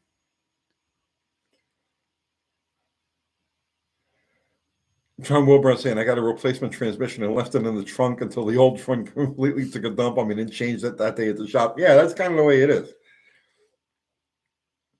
All hail the 50-year-old grocery getter. Absolutely, man.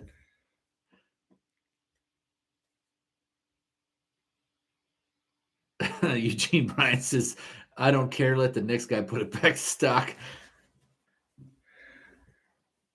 Really King saying, I didn't buy my Challenger as an investment. It's a toy. It always will be a hot rod. I'm not saying the individual cases aren't going to. I mean, I have some cars that I would never return to stock. That I'm not saying the individual thing. I'm saying the trend. The trend for the last 15 to 20 years is the rest on mod thing. Put a later model motor in it, put a 15-speed transmission, put a 9-inch Ford in everything that exists, put air suspension, blah, blah, blah. And each of these things, A, makes the car less of what it was born to be, and B, adds a measure of unpredictability, unreliability, cost, and complication to them. Most of these rust on mod cars, most of the cars that have been part of the trend for the last 20 years or so, sit in garages dead. They're sitting on flat tires with dead batteries and stale gas in them because they don't run for more than 20 miles at a time before another crazy thing happens. So I believe that the trend is going to be people taking those cars and saying the hell with all of this shit and pulling out their LS or their fucking late Hemi or whatever it is and going to find a 283 2-barrel to throw back in there because I just want to cruise this thing to go get ice cream. And it doesn't break down. Right. 56 says, at Uncle Tony's Garage about a year ago, I asked your advice on carb sizing for my 302 build. Went with the 650 HP. I'm in love. Thanks for the advice. You're quite welcome. Thank you. Let's see. Stock rocks as factory built. It didn't even have to be stock. I'm telling you that there was simplicity is king right now. With a world of complexity, simplicity is king. I like your story about the guy with the 2010 Nissan Titan, the one with the computer fuckaroo. Right? I'm actually going to do a video about that. Are you? Yes. Did that happen here? Yeah, happened in Tennessee, Nashville. Wow. Okay. Olive Drab, Astro Vans equals the best rolling toolbox. Kind of pity they became a fad for stereo nuts. They are great. Astro Vans are great. I had a friend of mine talking about picking up an Astro Van, and I told him, I says, think of it, it's a 55 Chevy. An Astro Van is like a 55 Chevy. It's like, it's got, you know what I mean? It's like, would it be, would it be 6 instead of a... The thing I like about it is like the Astro Van, I'm pretty certain it's the Astro Van that people aren't aware of. It uses the same type of braking system as the Grand National did, the Hydro Boost. Mhm. And that's where they got it from off the shelf, was from the Astro Van to work on the Grand National, right? But people go out and spend gajillion dollars for a Grand National rebuilt Hydro Boost when you could literally go over to an Astro Van, take it off, and bolt it on your G-body. Rest in peace, J.C. Whitney. Did they go out of business? Have they even been in business? I used to love their freaking magazines when I was a kid. Yeah, so did I. Because you can call them, they'll send you one for free, right? And I used to laugh at some of the stuff like footprint gas pedal. If only I had bought a case of them suckers. Ben Swap, I'm porting my 516 heads. Any tips? I am about to start porting a set of 516 heads.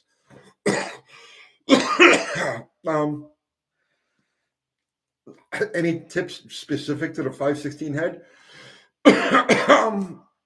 If you're going with anything bigger than let's say a 383, you're going into bigger bore engines, 400s, 440s. You need to upgrade the exhaust valve. A 1.6 exhaust valve won't work with that bigger bore. For a 4.25 bore, like a 383 size or even a 361 size, the 1.6 exhaust valve is fine. But that's about it. Did you see this? What's that? Direct connection coming back. Yes, I know all about that. Is that really happening? Yes, we got a video coming about that. I never would have thought that. So, yeah, it's a 383. Yeah, man, just leave that 1.6 exhaust. It's fine. Look at the power LSs make with that 1.6 exhaust valve. Well, you know that the LSs have all right. Here's something I have done recently that's interesting. Wait, before you even do that, right? SU1ACO, it says, interested in a 61 Lancer 770 in Murfreesboro, $1,000. You mean the one that was red, 170 slant, 3-speed on the floor? That was my car. I sold it to somebody. Go ahead. Well, I just, you know how I always claim that the LS is a copy of the Buick 300? Mm-hmm. Okay, and a lot of people don't believe that, and it's fine, whatever. The valve sizes are the same.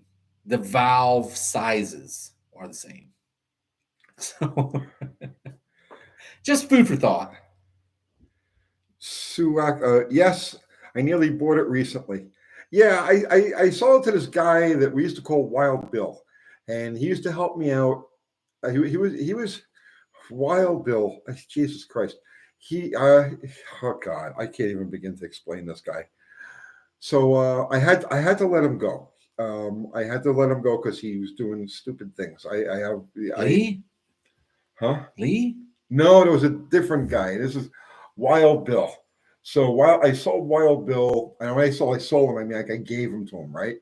That's something. If you hang around here long enough, I'm going to give you a car, right? I actually gave him 2. I gave him a 63 Valiant wagon. That's 100% true. You tried to give me the junkyard jet. I did, right? Yeah. I gave him a 63 Valiant wagon, and I gave him that 61 Lancer. I think I had him go to pull apart and pull some brakes off of a car for me, and he says, "Here, you do that, and I give you the car." So, but yeah, that Lancer actually ran really good. It needs a windshield. But yeah, that was wild. Well, John Wilbur got a little butthurt when I said that direct connection's coming back, ? It wasn't that I was mad that they're coming back. It was like I was actually just kind of surprised. That whole program was tailored around drag racing for the Mopar group, and I'm kind of surprised that it's coming back. if you haven't noticed, there is more tracks for sale now than there has been in the past 10 years, probably. And Ooh, Aaron, wait, hang on. Aaron Hinkley. I told you I've been checking my mailbox every day, expecting some catch-up. They didn't send you the catch-up, Aaron? Aaron, if you didn't get the catch-up yet, send an email to Uncle Kathy at Uncle Tony's Garage at gmail.com and just put ketchup in the subject line. She gets like 40,000 emails a day. So if you don't put it in the subject line, she'll go right past it. But I'll tell her to look for it. Ketchup, right? Put that in and we'll get that to you. I'm sorry about that, bro.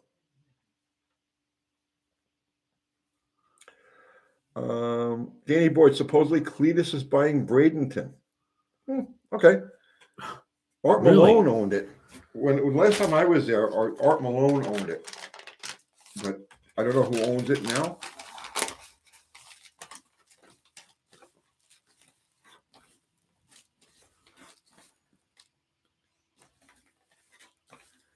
Fast thing, that direct connection stuff is probably only to be for the newer stuff, but we shall see. Yeah, we'll see what happens.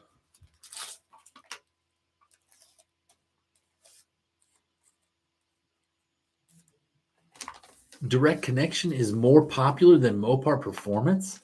Oh yeah, yeah. If you go to a show and you see people walking around wearing direct connection stuff. Like I have direct connection license plates on the front of like three or four of my. Like that used to be the normal thing. The direct connection, and I'm probably preaching to the choir here because this is a Mopar centric group, right? Well, but it's supposed to be a direct connection from the factory to the racer. Yes. Right. And I'm kind of surprised that they're actually coming back in a climate that's not very supportive of drag racing. Well, if you read the press releases based on all of this, it's Dodge has got what they call a never lift program. Never lift, right? So like they're like, I guess they're bucking the trend. They're like everybody wants to be politically correct and talk about electric vehicles and blah blah blah. And they're like, no, we're gonna go make smoke. Dodge. So yeah, they're trying to swap a Hellcat motor into a minivan. No, that's cool. I can live with that. But yeah, I see, like I have direct connection. I'm glad they're coming back. Shit, I need to be calling them. I have direct connection tags on 3 of my cars, right on the front, and I won't put a Mopar Performance one on it. Like you could give me a Mopar Performance one and say, put it on the front of your car. I'm like, no. You know, you remember 1980s when you had Buick Performance? Sure. Right. You know, GM shut them down. Right?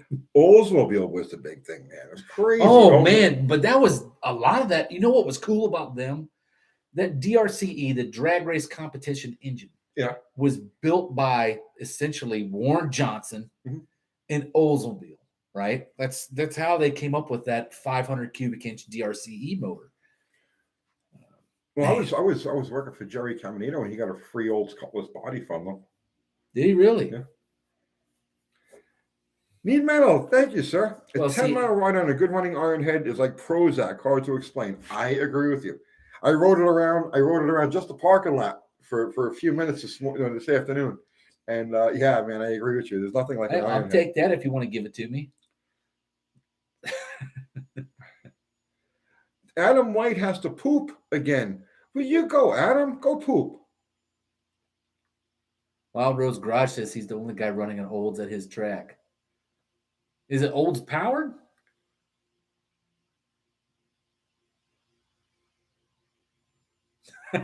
John Wilburn said 1995 called. They want their Mopar Performance back. Me, you take it. Yeah.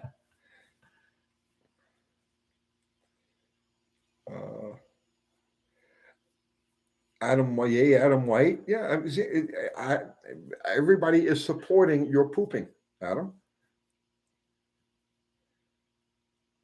Kyle Teal, what Mopar trains would hold 500-600 foot-pounds of torque? All of them. 727. All of them. Oh, cool! It is Olds powered.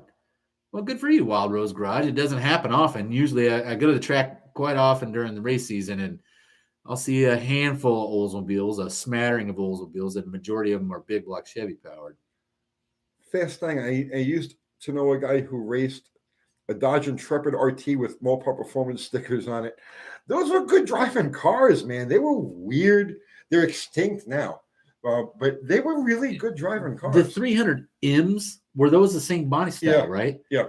Those were the last couple of years of those before the C's came out, so it had been like 2001 or 2. They sounded so good with that V6. I don't know how they got the growl out of it, and it didn't sound like a rattly trash can like a normal V6. Aaron, you didn't have to send a super chat. I already answered your question. I'm trying to keep checking my mailbox for the ketchup. Yes, Uncle Kathy, they should have gone out to you. Send Uncle Kathy a message at uncletonysgarage@gmail.com and put ketchup in the subject line, and we will get that ketchup to you. I thought it was gone already. I'm sorry. It should have left here already. What's that? He won ketchup. He won ketchup? He won a bottle of ketchup. All right.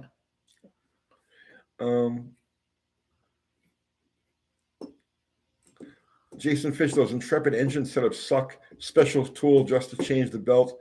The real thing with those was the rack. Changing the rack was a bitch, and the tie rod ends.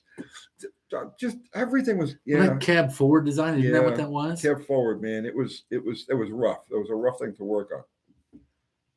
They were so tight. I remember opening the hoods on those things in the junkyard. My brother-in-law was looking for. I don't remember. He had a Sebring. I think we were trying to find a motor. Okay, and that's a different body. Right, but it's the same motor, right? Sebring. I had one of those. And we were opening the hoods on these Intrepids, and it's like, holy crap, I don't know how you get anything out of this. I had a Sebring with a 2.7, Sebring convertible with a 2.7. What a nightmare to do anything on.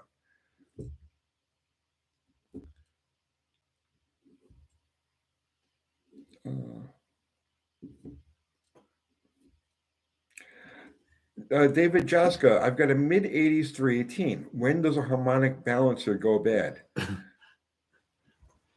They don't really come with a timer to say when they go bad. Engines that have a lot of fluid leaks will generally have the damper go bad, because what happens is it's leaking power steering fluid, it's leaking transmission fluid, it's leaking whatever it is. Anything that gets blown onto the front of the damper or even from behind on the damper soaks into the oil, it soaks into the rubber, it softens the rubber, and then the damper will slip. I've seen dampers. I've seen small block Mopar dampers that are 50 something years old that are absolutely dead nuts perfect, and I've seen them, like just literally just fall apart. So I'm the worst at it. I'm the worst. I won't take them off until the outer ring is absolutely like rattling on the crank, right? What was the engine? I think it was the 3800 that for the longest time people were ripping those motors out because they had rod knocks. But it wasn't the rod that was knocking. The elastomer would go bad on the damper. Yeah. And as the engine was running, the weight on the damper would slam back and forth. And it sounds exactly like a rod knock. So the 3800 balancer is the same as the 350 Buick, and it's only about like this wide. Right. Real narrow thing. And they are notorious for falling apart because there's just, when you're only like 3/4 of an inch wide, or probably less than that, maybe a 1/2 inch wide, there's not a lot of rubber in there. Now, compared to like what your small block Chevy, it's like 2.5 inches wide. Something, it's big. Jason Fitch, my headaches came from a Stratus. I eventually had to tell her I wouldn't work on it. Got to replace it with a P71 Vic that she takes care of for a change. I had one. I had a Stratus RT with the 2.7, same motor I had in the Sebring, and I junked it. It needed something stupid, like it needed like a belt, whatever it was. I don't even remember what it was, and I was like, you know what, fuck this car. I junked it. And there was nothing wrong with it. It ran great, It just needed that one little thing. And I opened the hood. I'm like, yeah, no, you're going to the junkyard. You shut the hood, and away it went.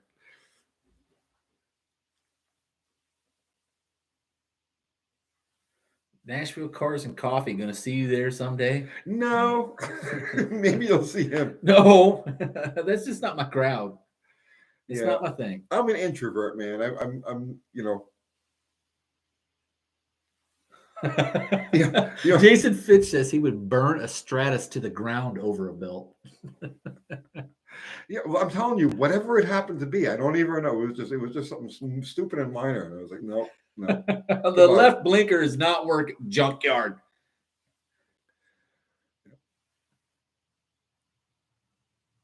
Sue on ACO, there's a disturbing lack of Mopars there. Yeah, well, I'm going to get a Mopar and get it over there. Me, the only place I make personal appearances is here in the shop with the doors closed and in my house. That's where I make appearances.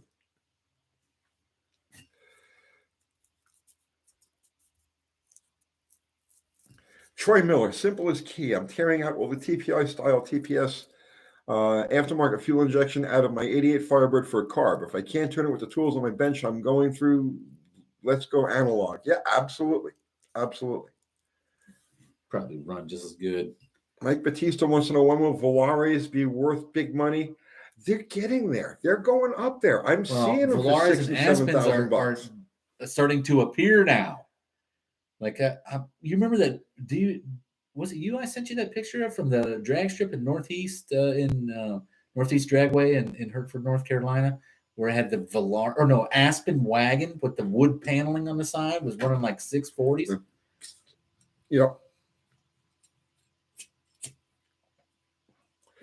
Tommy, is it true all steel 383 cranks are drilled for a pilot bushing? Yes, they are. Every steel Chrysler 383 crank is drilled for it. The cast cranks are not, and none of the 400. Well, no, I shouldn't say that. You can occasionally come across an early 400 crank that uses a steel 383 crank, and those are drilled for a pilot bushing.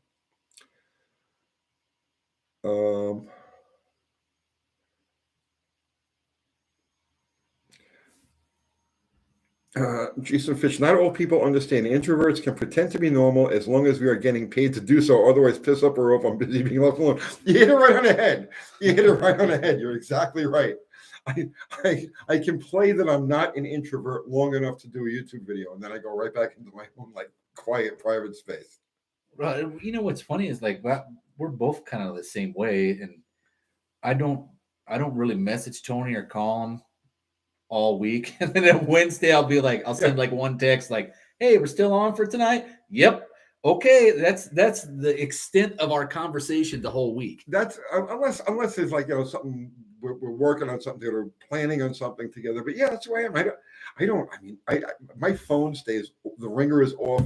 I don't answer I don't look at texts. I just don't unless I'm expecting someone. If I see it's Dallas's number pop up, I'll check it. But I mean, yeah, I'm bad. I'm really bad. Oh, can people come visit your shop when they're in the area? No, please don't. Please don't. I will pay you money not to visit my shop. How's that sound? In Ketchup. Tell me if you're going to visit the shop, and I will literally send you money to not come to the shop.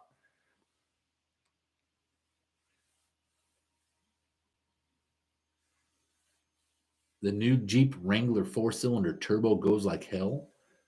I didn't know they had a 4-cylinder Wrangler. Either. Okay, 65 buzz and half dozen says, Tony, what oil pump are you using in your slant dart race car? A stock one. It's just a stock oil pump. Danny Boyd, and we shouldn't do a burnout in front of the shop. Bro, you could do burnouts, donuts. You could flip the thing over. I catch fire. I don't care. I just as long as I can keep working. Aaron Hinkley says, I'm on my way. He should have said a visit. Yeah. He should have said, I'm on my way, and then sent his address. That's what he should have done. That's it. Get the checkbook. Joe Mama, I'll be there tomorrow. UTG, $100 might change my mind. If you could prove to me that you were actually going to come here, I'd send you $100. How's that something? I need proof.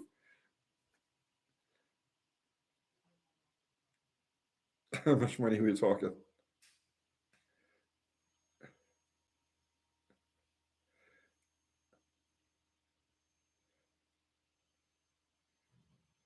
You're in sight of the castle on 840. Yes, I am. Oh, yeah. You're only like 2 exits from there. Wayne Buzzle, can I stop in and use the bathroom? You go around the back of the building. You can go piss in the back of the building. Don't poop back there, though. Penistar says I have a 69 or a 79 Aspen RT 318 all original 66,000 miles. Hold on to it because they're going up in value. 77 Volare Roadrunner. T-tops you could leave, but I haven't seen a Volare Roadrunner since probably like 1992. They didn't make a lot of them, I don't assume, right? Because the Roadrunner at that time must have been an appearance package on a Volare.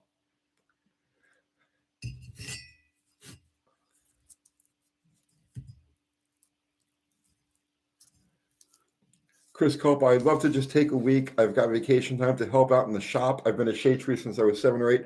You don't want to ever help out in my shop. You thought holding a flashlight for your dad was bad. Yeah, you don't ever want to help out in my shop. Like the Junkyard Jet guys, they're great because they're turnkey. They're actually in there right now.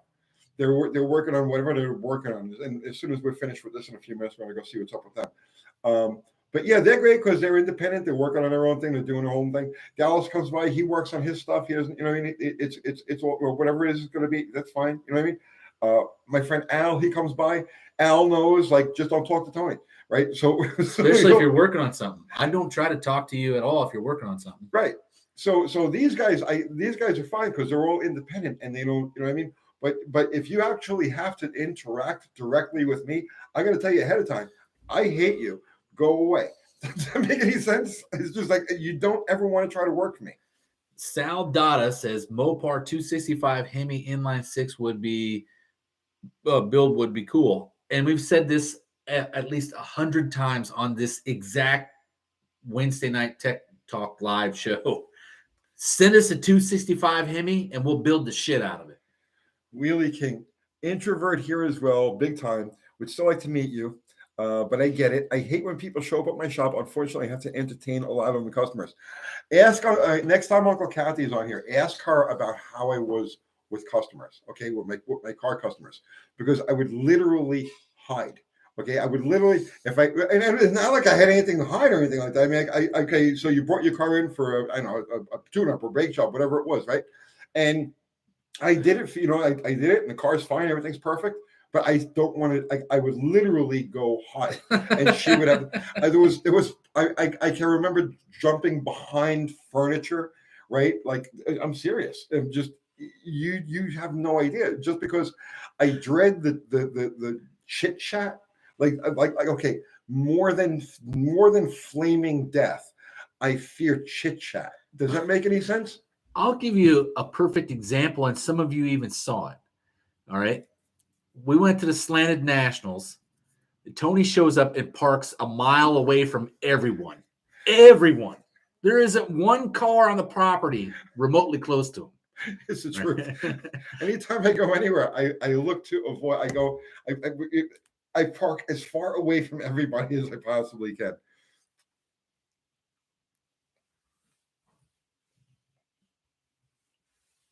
Fasting, avoiding chit chat, but on here talking. But this is my job. Fasting. This is what I do for a living. This is my job. Didn't you hear the guy's description? You get paid to act normal, but once you're off the clock, what do you say? Piss up a rope. Good luck.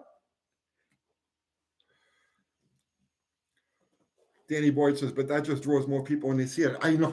Please, I know. Yeah, I know. You don't have to tell me. I freaking know. I know.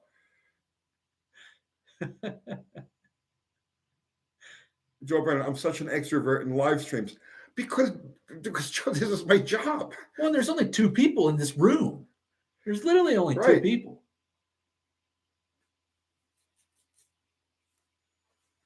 Yeah, that's true. D. Scaglione says, but when the event was over, someone was parked right next to him. Happens at Home Depot all the time. Yeah, there was literally people parked right next to him and around him, and he was walking around looking at the car pretty much the whole day. I tell you where I like to have conversation. Like, okay, so like if I'm getting coffee, let's just say, right, and like a stranger, I can only imagine this.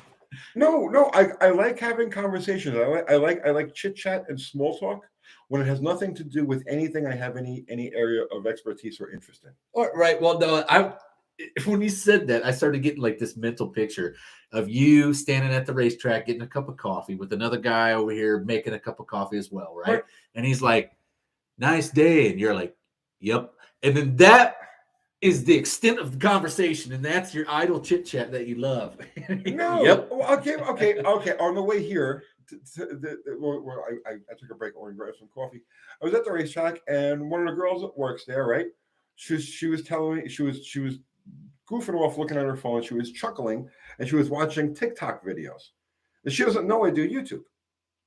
So because she didn't know I did YouTube, right, it was okay because she wasn't going to ask me YouTube questions and she wasn't going to ask me car questions. Right. And so we chit-chatted about what she was watching on the TikTok video and TikTok, and I enjoyed that little conversation. It lasted 3 or 4 minutes and it was cool. But as soon as you want to talk to me about cars, don't talk to me about cars. You know what I mean? Don't talk to me about cars. Don't talk to me about YouTube. Don't talk to and we'll be fine. Aaron Hinckley says, Dallas, can I bring some beers and hang out with you? Sure, you're more than welcome, but I do have a time limit. You can't be there longer than an hour.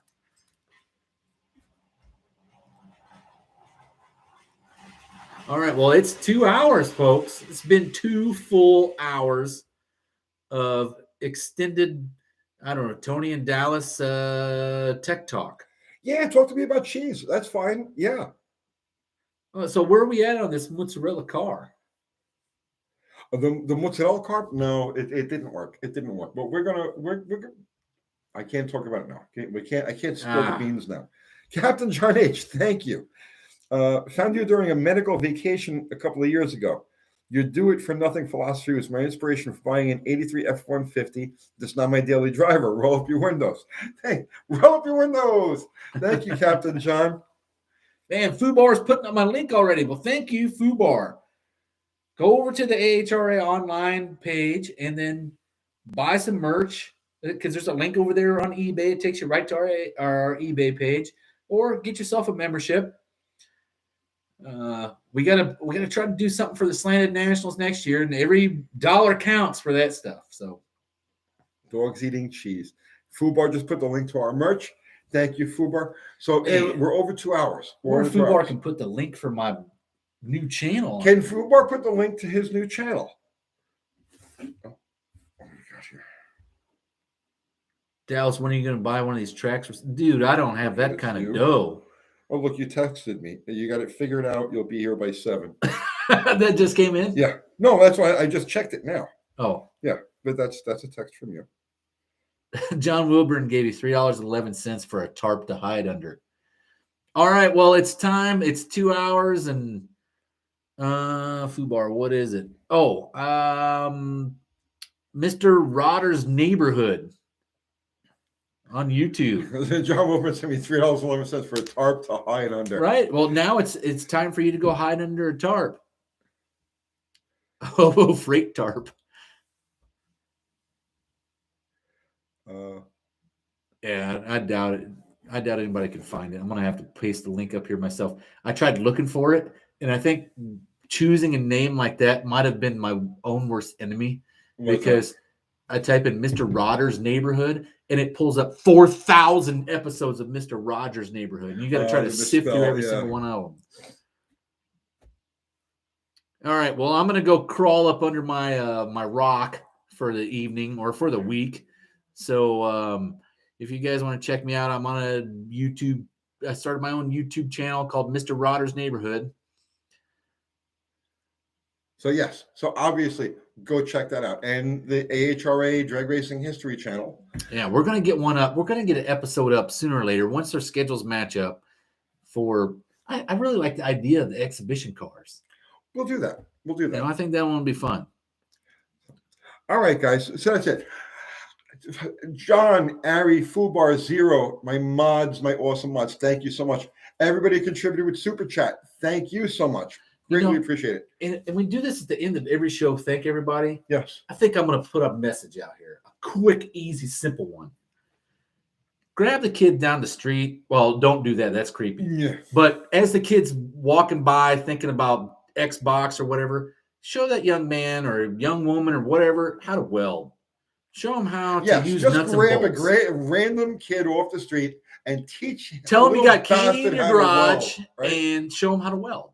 But no, I mean, like, share your knowledge, share your wealth of knowledge around. So, and that's a big thing that's That was going to get us arrested. that's a big thing that I think we're lacking now. We won't have these big gaps in knowledge again if we keep doing stuff like that.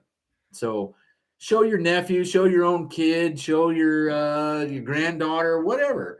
Just give them the skills that you've already pretty much gained in a lifetime of working on junk. And hey, listen, we got 295 people on here right now. Listen, 318 will run, right? Go over to his channel and send your condolences. Send some love from the UTG world here. You know, that's a rough thing he's going through. So take care of that. Take care of everybody. Let's get out of here. Yeah. And yeah, That's it. I'll see you guys next week. I'll see you Sunday night. Good night.